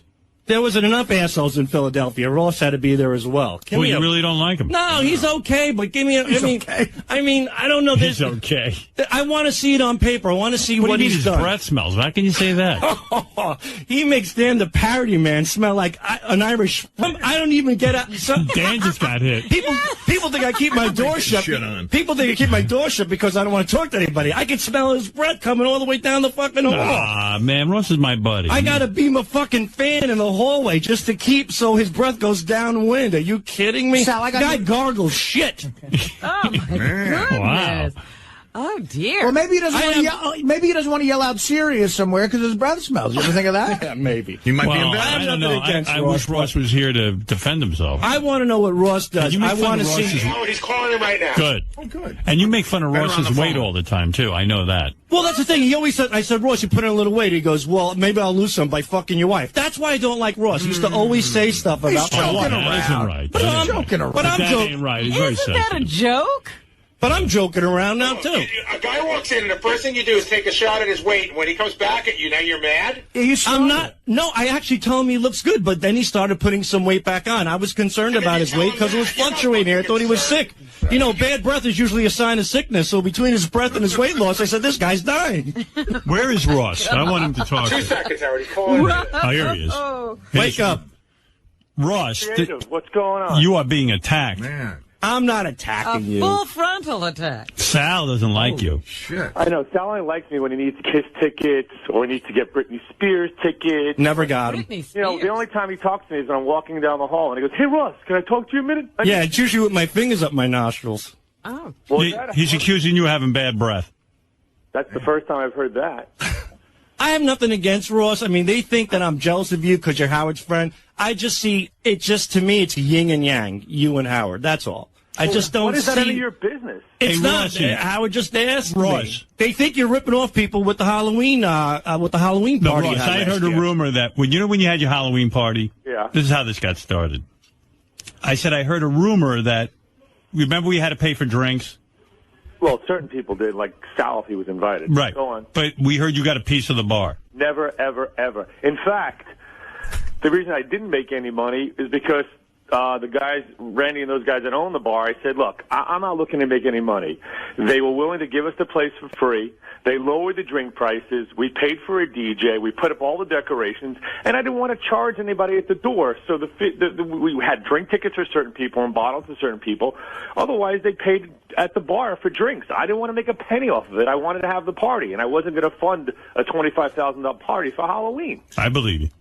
But if you have a party, Sal you have a doesn't party. believe You you. have a party at your house. You shell out a couple of bucks. You put a couple of 6-foot heroes out, a couple of pizzas, a couple of bottles of booze, and you have a party at your house. Yeah, that's the Sal Governale party. No, that's a party about somebody who sincerely has friends and not somebody who wants to make it a spectacle all about them. That's what you did here, Ross. You didn't even give a shit about the people. You just wanted to have it at a big bar. You're like the Paris Hilton of the Howard Stern show. Nothing behind it, but you want But to you be said that Ross out doesn't there. do anything to promote, and you said he doesn't deserve Yeah. his job. Well, I want to know what he's done to promote this place. He's the head of promotion. What is he promoting? Sal, you set up a meeting with me. I'll be more than happy to walk you through it. Since I didn't realize that I report to you now. As long as I have to wear a surgical mask. Wow. Really? I hang out with Ross. I don't have a problem with it. I never noticed With that. that, with your schnauz, you can't smell that? You can smell bad breath in Japan with that fucking nose, Howard. Oh, my God. Are you kidding me? Why am I getting beaten up? Oh, so you can't smell. Oh, boy. Sal says the only thing Ross promotes is himself. And that's not fair. I used to go to Ross and say, Ross, what can I do with the Killers of Comedy on the road? And, put up banners, hand out T-shirts, radios. And he was a little bit somewhat involved in that. But ever since then, I don't know what this guy does. Every time I see Ross, he's bragging about Bruce Springsteen. He's bragging about a baseball game he's going to. He's bragging about a night out with the boys. Hey, Sal. I want to see some results, Ross. I'm going to have to sit down in your office today and go through everything that you've done for the past month. Okay, so Sal, let's talk about this weekend because I know how much you are keeping a keen eye on what Sirius XM is doing. Were you at any of the Philly, New York Yankee games in Philadelphia this weekend? Why would I be there? That's right, because you couldn't get a ticket. But if you were there and you weren't a subscriber, we were giving away free radios with a 3-month subscription. Were you personally and we were doing in 2 that? locations. Well, from now on, My team was involved with that. I'll tell you what. Next time you're around, next time you... Sal, That's promotion. Ross is telling you what he was doing. Yeah, but... That's not good promotion? That's somewhat good. Oh, boy. Because now, No, if... What would you like to see him doing? Let me tell you some other things we've done. While I'm at the Springsteen shows having a great time, the company is also there, and we have East Street Radio. Maybe you haven't checked it out because you only listen to wherever you listen to. I listen to this show, the show that I work for, the show that I'm responsible to work for. And then, in other words, you're saying... The show that I'm dedicated to. Ross, you're saying all those Bruce Springsteen fans get converted into subscribers. Correct. We have East Street Radio on site. Dave Marshall broadcasts in front of Giant Stadium, one of the shows. So since there's a big passion factor for the channel, we have the opportunity for people to see. Why don't you buy Sirius Radio? That's how you should promote it. He should go down there You really think that's going to do something? No, and I don't think anything he's doing is doing anything. What is he telling me? He's at the Philadelphia game handing out flyers like some chooch on the street? Are you kidding me? What do you want him to do? Sal, listen to what I said, Sal. We weren't handing out flyers. We were actually giving people the opportunity to get a free radio, Sal. So you just take the radio and leave with it. Instant gratification. But, Sal, you don't think big picture. You're right. You work for the Howard Stern Show, and you do a good job there. But, you should think big picture. If you want to be an executive, if you want to move up in the world, you think outside the box that you live in. And Ross, you don't have to defend yourself to him. Yeah, we know you stink. Oh, that's unfair. Ross, is it me or can I smell his breath coming through my head? Now, do me one favor. When I see you in the hallway, see, he's going to threaten me. Look at me. When you need tickets for someone in your family. Never got them. I never got Kiss tickets or anything like that. Listen, I said I don't have really anything against you. I just want to know what you do around here. You do. And people are accusing... Well, how would you know what he does? You're not involved with him. Because every time I see the guy, I don't hear what's going down for the company. I've been in meetings with him. He's always doing stuff. All right, well, then you listen. I'll give you the benefit of the doubt. We'll take a look at the numbers this month. We'll take a look at the numbers next month, and we'll see where you stand. All right. Sal, your phony phone call is bringing tons of subscribers. Thank you. All right, thank you, Sal. Brush your teeth. Ross? Yeah. I'm sorry. Wow. I had no idea that he claims that nobody likes Ross. I like you. I appreciate that. And I like the job you do. I appreciate that. I like you. I don't know if he took a poll, but he was saying nobody in the office liked you. I'm just glad you didn't make any money off me on drink tickets. I think Ross is a hard worker. He seems like that to me. I mean, I know he's gotten me involved with stuff what I do on the road, or at least tried to. He's a good man. Yeah, Rossi, don't worry about it, pal. It's just one guy's opinion. Sal is good at his job, and Ross is good at his. But I love Richard. I hate Sal. I think it should be a one-man show. I think that Sal may be dead weight. All right. I think he may bring Richard down. I mean, he attacked your breath. He attacked your appearance. He attacked all kinds of things. I'll take it like a man. It sounds like sour grapes. His weight. I was like, Ross, there's no problem there. Ross didn't get him Kiss tickets. If Ross got him the Kiss tickets, this doesn't happen. Right. It'd be golden. All right, Rossi, thanks. See ya. All right, that's Ross Zapin, head of promotion. What did for he all also serious. say? We never got into how Ross behooves him. You don't want to get into that. All right, Kendra Jade is stopping by. I'm going to take a break. You're kidding. She's on celebrity sex rehab with Dr. Drew. Oh, it was a lone gunman. But another major conflict today, I don't even know how this actually, I do know how this came about. Howard brought up that Ross might have been getting money for his Halloween party that he used to throw. And Sal came in and said that, yeah, he got drink tickets and said he probably charged them, ha, ha, ha. And that quickly turned into Sal really reaming Ross over his professionalism, over, being never doing him a favor. There was a lot that happened there. And before you comment on it, Gary, Teddy, hit clip number 2, because this is just a little bit of it, but I want to make sure I'm setting the framework properly before we really get into it. Look, I like the guy. I don't want to put him down, but please, I mean, he's, like I said, he's not the Pope around here. The guy, but I just don't see how, you hang out with a guy like Ross Zapin. You don't like that, how are ya? You don't like how are ya when he goes, how are ya? Who doesn't like that? It behooves me. It behooves you? Yeah. It behooves you. I finally said a word that makes sense, right? It besmirches me. Sound like I knew you. No, you didn't. It behooves him. That didn't make I sense. think it What behooves he's him. trying to say. It means he has hooves and he wants to get them off. I'm going to put him in right up Ross's ass. But Sal, listen, you should be It quiet. unconsolates me. No. Sal, what did you mean by that? That his behavior behooves you? Well, his relationship with Howard behooved me. Behooving to, I don't know. I don't see how they find it necessary to get along. And someone was saying that that's really at the core of your hard feelings here. That you're just not jealous of it, because that's not really the right word, but rather you wonder why Howard would possibly be friends with a guy like this. At least that's the way it came off. Maybe in the past, but I've gotten to get to know Ross. I've gotten to know him. And in all honesty, I tried to get along with this guy, but it never works. And Gary brought up something pretty interesting to me. He said, look, you're using this work thing as an excuse. There's some other underlying issue. And that might be true, but... What's the underlying issue? The underlying issue is that every time I try to talk to this guy, every time I try to get along with this guy, he always just puts me down. He's always condescending. He's always pompous. Every time, if I comment about his weight, he goes right into, like, well, maybe I should fuck your wife. Which, all right, it's a joke or whatever, but, like, it's kind of, off the air. It's a little hard. All right. So, first of all, I'll just say, you know that, like you just say if I make fun of a guy's weight, but you know that Ross can be a little vain. So if but if that means a lot to him, and it doesn't mean anything to you, in other words, you're saying Ross always has something negative to say to you, but you're telling me that the second he walks in, you're poking fun at his weight. And then because he doesn't laugh with you, he's the dick. Well, Gary, I'm not poking at his weight. I discuss his weight. I go, you putting some weight back on because he lost a lot of weight. Who wants to hear that? Somebody who's vain about their weight. Somebody wants to be aware of how So they are you helping him? Is that sure. why you're telling him? Honesty is the best policy. I was No, being so honest. now you're being like, No, really, I'm not. You're going into your weird I would say, okay, no, I would say to him, I go, Ross, you putting a little weight back on? Just like that. He's like, well, maybe I should lose some by fucking your wife. Now, it was a little harsh, but I didn't keep going with that. But every time I talk to Ross, like, even if I pass his off, he's like, not now, dude. Not now. I got nothing. And I probably asked Ross maybe 2 or 3 times about events. Not that I wanted anything for free. And Ross has been courteous in some situations.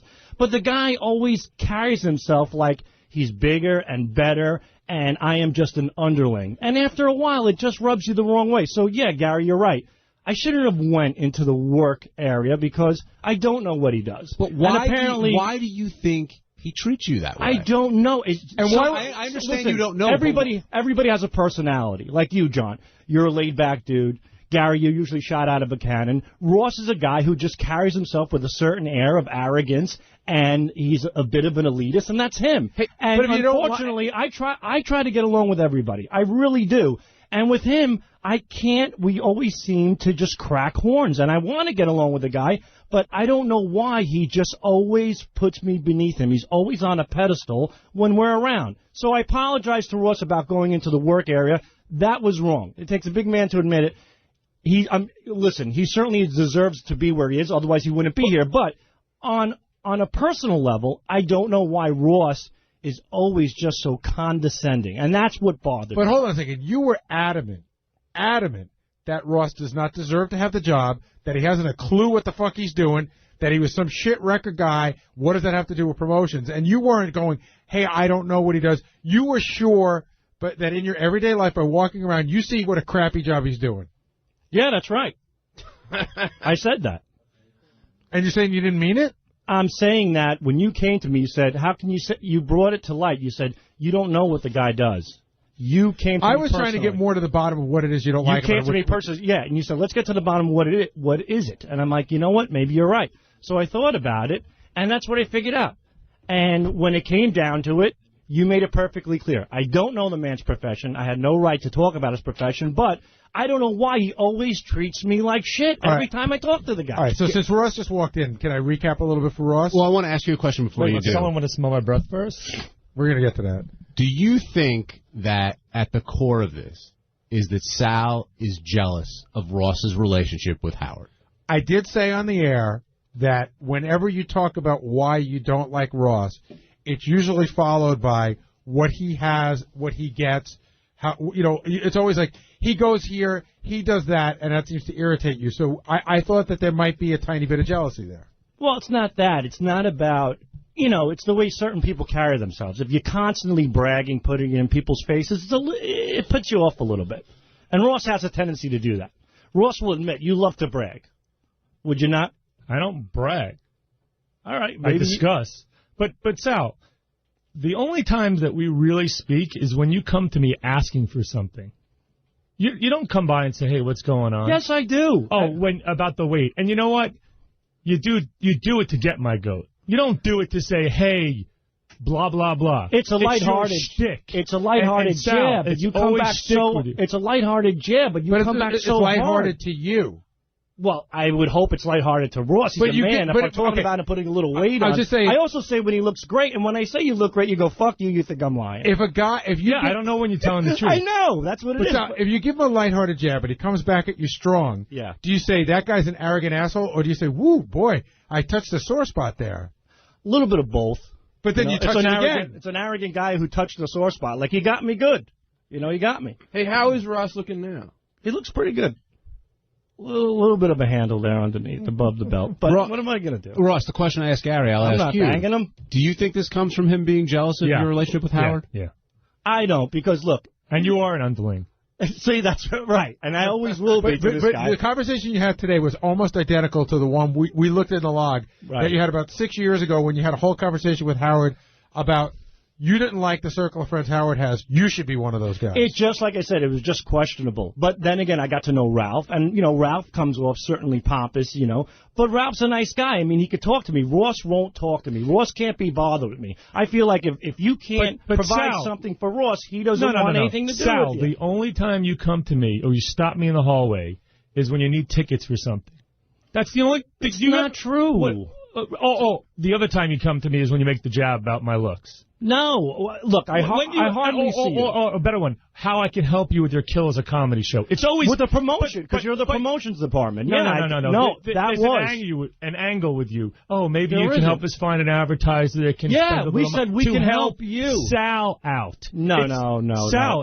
Sal, it's a one-way street. When you come to me, it's when something to help you out. Not true. And you come with these puppy eyes. Oh, and I know everybody. I want to take my son to Kiss. Or No, I Kiss had nothing to do with you. And I might add, you want them comped. Kiss had no, and I paid for my. I paid. You asked for tickets. You want them for free. I never asked you for Kiss tickets ever. By the way, is that the way you're supposed to do it, or are you supposed to go through Gary and the show? Hold on. I never went to you ever for that for Kiss. Ever, never, ever. Never, what's ever. going on here? One of you guys is not telling the truth. I never went to it. I never went to him for Kiss. Sal, never. You brought that up on the air today. You said, I've asked Ross for tickets like Kiss, and what you said that on the air. Kiss would be a good example, but I never asked him for Kiss tickets. So what tickets we talked about a Broadway. What tickets did you ask him for? We talked about a Broadway show that he was personal friends with, and he hooked me up. By the way, they were comped. And you would call me like a little bitch that Friday night. I didn't call you like a bitch because you're tracking me down. Because they weren't on it wasn't written down. Oh, why? Because you came to me 3 times and kept changing the date after I got it done for you. First of all, hold on a second. Answer the question. Did you come to me with a date? Yes. And said, I need these. And how many did you ask for originally? I asked for 4 tickets. No. Did you ask for 6 tickets? I don't remember. No, but, I remember. I do remember Sal, when I hold on. When I remember is when I did ask you, and don't act like I'm not the only one who's ever asked you for tickets. No, this Plenty is of people and you talking now, Sal. All Mr. right, Big Shot. No, I'm not saying I'm a big shot. I'm saying that when I ask you for it, you go, I have a friend involved in this show, and you know what? If you do it, if you go to it, do me a favor, just speak highly of it if you sincerely found it to be good, and I did, and that's exactly how it went. But you had no problem staying on me. I had no choice. If I went to the window and my name's not written down, who am I supposed to call? Who am I supposed to call? Rodney Dangerfield? Hold on. Did you get in? Yes, eventually. For free? Yes. Okay. All right, so thank you. So when I'm supposed to bow down, I'll cut you a check. I don't give a shit. Oh, really? Okay, no. From now on, you will cut me a check for I don't need to cut you a check. And you know what, Ross? I do say hello. And by the way, pass by. I do say how you doing hold on. all the time. If I do throw a party again, I'll check with you and make sure it's the right place to do it. And B, you will not get invited. And C, I'll explain to you all the specifics to the party, so you don't sit there and say, I charged people and made money for a party. I'm not the one who leaked that you did that. No, but you were the one who were adamant. Who leaked it? Hold on a second. Who leaked it? Stop. Howard brought it up, and then you said, well, of course it happened. It's Ross. You do the math. I found it questionable. We don't know. Hold on. We don't know that. and you go, it's got to be true. It's Ross. Well, you know what? I question it, but who's the person who said it to begin with? You're not answering the question. Forget about who leaked it. Stop, Gary, you're not listen. Ross's attorney. Forget about who leaked it. Howard put it out there, and he even said, we're not sure. And you said, it's Ross, I'm sure. Well, who leaked it? Again, that has nothing to do with it. Forget about any leaks. No. Sal, who leaked it? For everybody. You're deflecting. I've never made a penny on the party. And that's nor fine. did I need to. Okay? And listen, if that's the case, that's the case. But I'm not the one who came. If somebody came forward and said it, not me. And then it just kind of confirmed the thought I had. I'm like, you know what? Maybe he did make money. There was no maybe. There was no one will ever know. Sal, there was no maybe involved. Hold on a second. There was no maybe involved. Howard said it. He said he wasn't sure. He said, I heard. You said, it doesn't matter. You said, stop, but you're deflecting. You said, I know it's true because it's Ross. That's what I felt. But why? I don't know, because I didn't like Ross. So if I'm telling you now to put this to rest, look me in the eye. I've never made a penny on the parties. Do you believe me now? Or your source or the leak, you're going to believe the leak. I mean, I don't know whether I threw the party. I am telling you I didn't make a penny on it. Are you going to believe me? I don't know how that's going to change anything, whether I do or I don't. It's a simple question. Whether I do or I don't believe you. I'm what asking you the question. What Answer doesn't me. change? It doesn't change anything. You don't do you like believe me. You still don't like me. You'll still be condescending towards me. Hold on. And all you want is me to bow to you and make you feel important and say, yes, all right, Ross, yes, I believe you. I do believe you. You've given me reasons not to like you. Okay, I don't think I've given you reasons to not like me. Every time I talk to you, you talk down to me. You just have this air about you. I don't know why. Sal, I want to be your friend. I'm always polite to you. I'm polite to everybody around There's here. two-way streets, and there's one way with you. So I'm in a meeting and you walk by with those puppy eyes. Can I talk to you? You're there to ask me for a favor. It's not like, hey, this is what I can do for you. Or, hey, I was thinking about this. What do you or, want hey, me to do for you, Ross? I don't want anything from you. Okay, then I don't want anything obviously from you. want something from me when you come to me. I don't want anything from you. Okay. Not one thing. So from this point forward, you don't need anything from me. Done. Okay. But, whether I believe you or not has nothing to do with what happened. But do you believe him? If he said it, yes, I believe him. Absolutely. Yes, I do. Looking him in the eye, I believe you. Okay. I believe him, and I'd like some Broadway tickets, too. David in Brooklyn, you're on the wrap-up show. What's going on, guys? Hey, David. Big fan of everybody except for Sal. I think he's an anti-Semite, and I think this whole thing is because Ross is Jewish. Totally not true. I wish I was Jewish. Ross, did you hear the whole thing? No, not the whole thing yet. Sal, were there some anti-Semitic undertones in there? Artie said something like, he's not the Pope. Like, he goes, that was like a Catholic reference. I go, well, I don't know what Jewish reference I can make. I can't say the guy's a rabbi or something. I don't know of any high holy figure in the Jewish community that maybe Elijah the prophet or something. I don't know. What about you when you said one of those? Jesus was Jewish, you but said one of those New York types. Those New York anchor types. I didn't say that. Anyway. Megan in New Haven, you're on the wrap-up show. Yeah, I'm just sitting there thinking that, first of all, John, you're totally awesome, and I think of you as, like, George Takei. Like, nobody can not like you. Oh, okay. Thanks. I felt like a gay Asian. No, not even close to what I was meaning. Nobody can say that they don't like you. Well, I don't know about that, but thanks. It's commander. But, okay, with Sal, it's seriously like, Ross is like, wah, I'm a promoter, and I don't want to talk about the fact that I promote stuff. What? People come to me for questions about promoting, and yet he's whining about it. Megan, I'm not sure what you're saying. We don't understand. Ross is whining about the fact that Sal came to him with questions about promoting. No, I can explain it for Ross. Ross's job. People come to me with questions all the time. Megan, Ross is in charge of marketing promotions for Sirius, so he's in charge of marketing Sirius.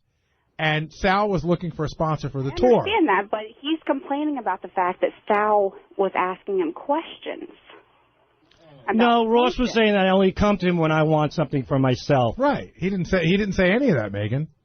That's how it's coming across on the radio, though. Well, I He's apologize if whining it about does. I have no problem if someone comes to me and says, hey, I want to do this or I want to do that. And I think in the context of Sal, that if Sal came to me and I think there's a gray area with Sal when it comes to that I have to always say to myself, what's the ulterior motive here? So I'm willing to work with people. I want to work with people. I want to help promote the product, but, everybody has their own agenda. So my biggest problem is that most of the time that Sal comes to me, it's when it's for me, and not for the bigger picture of Sirius XM. First of all, you make it seem like I'm at your door begging you every day for tickets. It's been one, no, but maybe when you two do occasions, beg, it's for yourself. But you're the guy who always walks around saying, I got this, I got that, I'm going here, I'm going there. So when you're in a situation and you know somebody who's tied in, I'm going to ask you. Let me ask you a question. What do you want me to do? You want me to How many people around here help you out?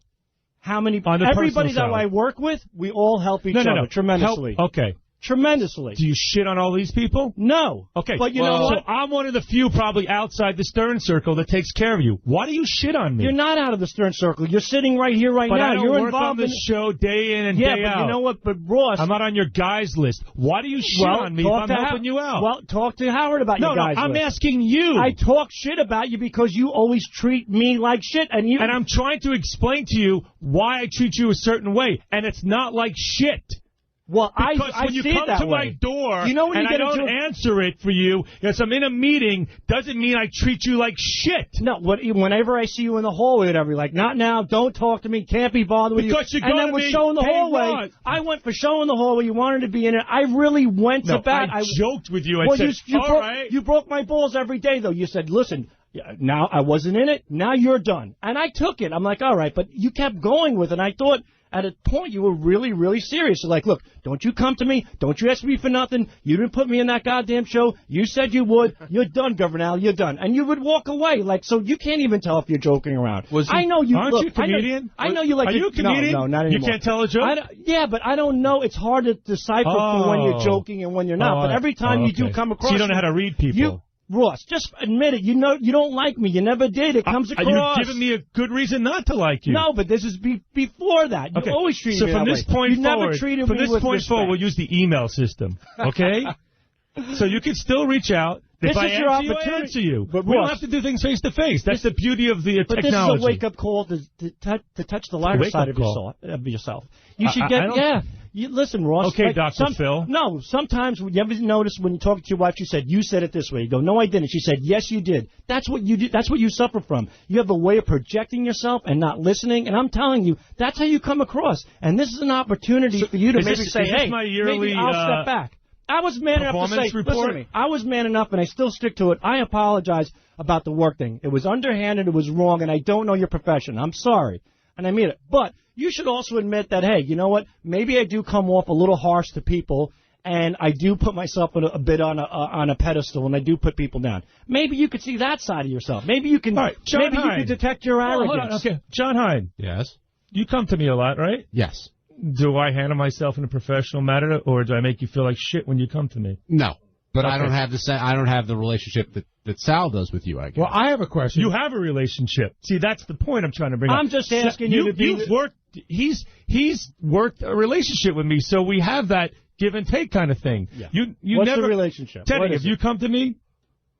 Have I helped you out? You needed a club out. You needed somewhere to go. Have I been there for you? Of course. Did I make we you work feel like together shit? with Artie and stuff. Yeah, I can go around the room Well, here. you know Can what? hold on, can I jump in for a second? I could go to 20 people, too, and ask them if I make them feel like shit or I don't make them feel like shit. What does one have to do with the other? Well, you're making you it don't seem like that me, you come to... No, not right now. But you don't like me. Well, And see that's what giving me a reason he's not to he's like saying you. you seem to be the one that feels that way about him. Benji. You made it sound today that there were a whole group of people that no one liked him except for me because I got free Springsteen. That's what I always thought. I really did think you'd be a dick before I got to know you. Like before you worked here. I thought you would be, but actually Ross is a really friendly guy. He really is. Hey, Sal, you made the statement today that everybody in the back hates Ross. You did. Right. And then 10 people IM me and said, like, Jason IM me goes, I don't hate Ross. I can think of one other person. Who? I'd rather not mention. That's somebody that works on the TV show. But I got a question for you, Sal. Who doesn't like you? Yeah, Sal, pay attention here. If you didn't... Only one? If you feel that way about... If you feel the way that you feel about Ross... I just want to get along with the guy. Listen. I don't want got a to question. anymore. If you feel the way that you feel about Ross, then why would you ask him for a favor? I haven't. I try to get along with him. I'm constantly trying to get along. You feel this way about him, and you felt this way about him from 6 years ago. Yes, but I've tried in the interim to get but along if with you him. don't like him, why would you ask him for a favor? I don't. I really you made it really clear that you don't like him. I You get didn't like him along 6 with years the ago. guy. Ross is an acquaintance of mine. We're here by force. But you don't trust him. He's arrogant. You don't think he's a good guy. Why would you go to him for a favor? In a situation where it's because his it helps you out, Sal. Just answer it. Listen to me. I don't like my ice cream man. You can be a pedophile for all I care. But you know what? He serves me fucking ice cream. But he's not the only ice cream man in the world. But in this world, Ross is. If That's there's not a situation, true. well, find the other guy. Me. You've come to me before for tickets. and you've been great. And Thank Gary you very much. Is not a pedophile. And Gary, you treat me with respect, and we get along great. And you know what? I work for you, and I respect you, and I respect Ross too. Ross doesn't respect me. You don't respect him. I do. You though. don't. I do, and it's out of You frustration. never would have said the that things I you speak said this today way. if you respected me. It's out of I don't care you talk frustration. about my party. I don't care you talk It's about my breath. I frustration. don't care you talk about who doesn't like me. But you sat there and you went off on the job I do. That you don't even have any idea what I do, but you went there. But you know so what? that way, that proves to me you have disrespect for me. Okay? I You developed do. it because you. Hey, listen, you sowed the seeds, buddy. You know what I mean? That's basically it. What? How did he sow the seeds? He didn't know. I have a He feeling- read that in a book once. I feel All like right, Tears for Fears. I know what you're trying to say, Sal, but how did Ross... We only have a minute. How did Ross sow the seeds? What it's did the way he do? he carries himself. And you get what you project. If the guy's constantly a douchebag to me, guess what? I'm going to be a douchebag back. so now I'm not I'm going to a lay down. douchebag. No, if you are one. If No, somebody's no. a douchebag. You said I you was a are. douche- To me. I admitted it a billion times. You're always a dick to me. I I'm said always this before. a dick to you. If I was a dick to you, I would have not taken that phone call on a Friday night from you when you're stuck at the box office with your wife. You and dicked I just me said, you know over. what? Ha, ha, ha. Shame on him, and left you standing there. But you did but dick I me made over. phone calls you didn't make to a you. follow. Yeah, you had to. But you made me I look didn't like have a to jerk. do anything. You made me look like a jerk. I you went made to the me window. look like a jerk. How? You kept switching the dates after I get him confirmed. I switched one date. Big deal. 3 times. Big deal. One fucking date. Everything's Holy a big deal cow. to you. No, it's not. Apparently it No, is to because you. know what? Things are based on relationships, okay? And you have disregard for a relationship. Bullshit. I get along with everybody but you. And your wife. But you should, you know what? You should be the bigger man. Take a look at yourself and say, hey, maybe I come off a little pompous. Maybe I need to pull that back. You could do that too. Mm-hmm. We all have our faults, Ross. Recognize Hey, look, them. I'm nowhere You know? near perfect. I realize that. But I don't need to take this from you. You're not taking anything from me. If I'm a true friend, I'm giving you advice. You're not a true friend. Take a That's look the at thing. yourself. If you were a friend, Better I would yourself. take it from you. I'm trying to be your friend and say better yourself. I'm only You're better a failed myself. stockbroker I'm who not tries failed. to write I'm jokes. not failed at all. I'm not failed. I left the industry when it tanked. I left at the peak. He totally wanted to trade in the BMW for the Honda. That's his idea, not the stockbroker. Yeah. Judge Wapner has spoken. These two ever going to get along, Gary? No. I want to get along with Ross him. I'm willing to get along holds a with him. grudge, so the answer's no. And he's not even Sicilian. It should be me holding the grudge. Are you holding a grudge, Sam? No, not at all. I never did. I just want him to be nicer. Be a better person. Look in the mirror and say, hey, I was a better guy today. All right, What's so wrong about I'm it? a better guy for not hitting you. We've got 10 seconds. Ross, what would you like to promote? Rosie started today, big show. And we have a huge campaign that everybody will be seeing on TV about Sirius XM. Thanks Go out and buy it. for listening to Wrap Up. All right. A little something from the wrap-up show yesterday. There was some good arguing going on the wrap-up show. I know the Sal Ross thing continued. Yeah, that was really good.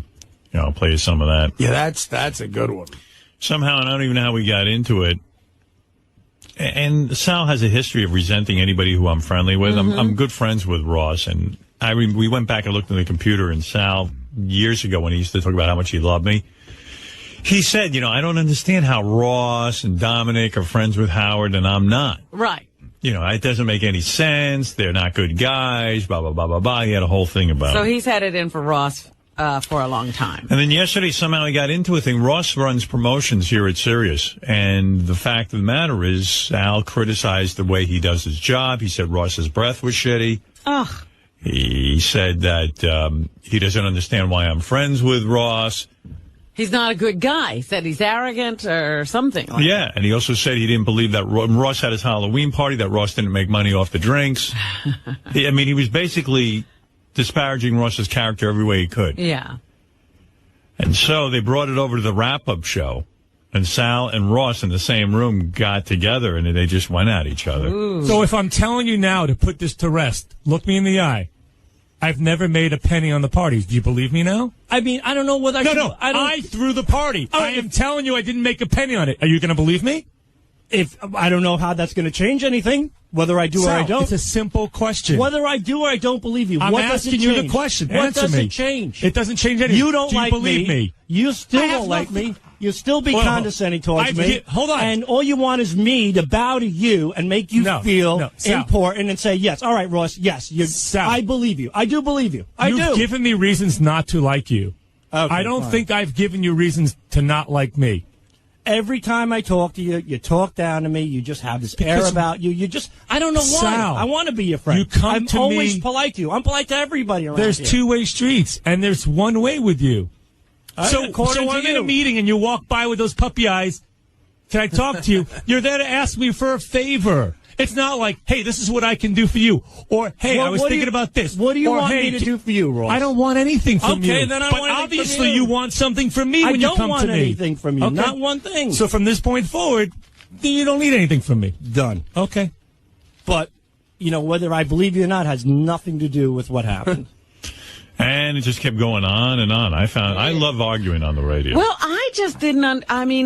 He has this level of animosity toward Ross that seems to have no basis. I think it's mostly that from Ross's end is that Sal wants a lot of things from him and Sal can't get them. So just keep listening. All right. How many people around here help you out?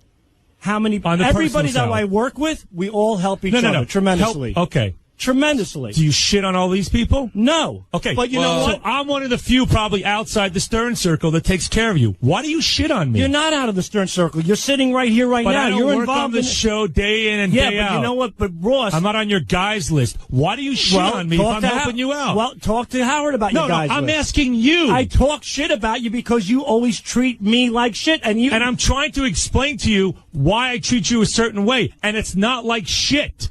Well, because I when you see come it that to way. my door You know when and you get I don't into answer it for you because I'm in a meeting, doesn't mean I treat you like shit. Ross, just admit it. You know you don't like me. You never did. It comes across. You're giving me a good reason not to like you. No, but this is before that. You always treated me So from that this way. point you forward, never treated from me this with point respect. forward, we'll use the email system. Okay.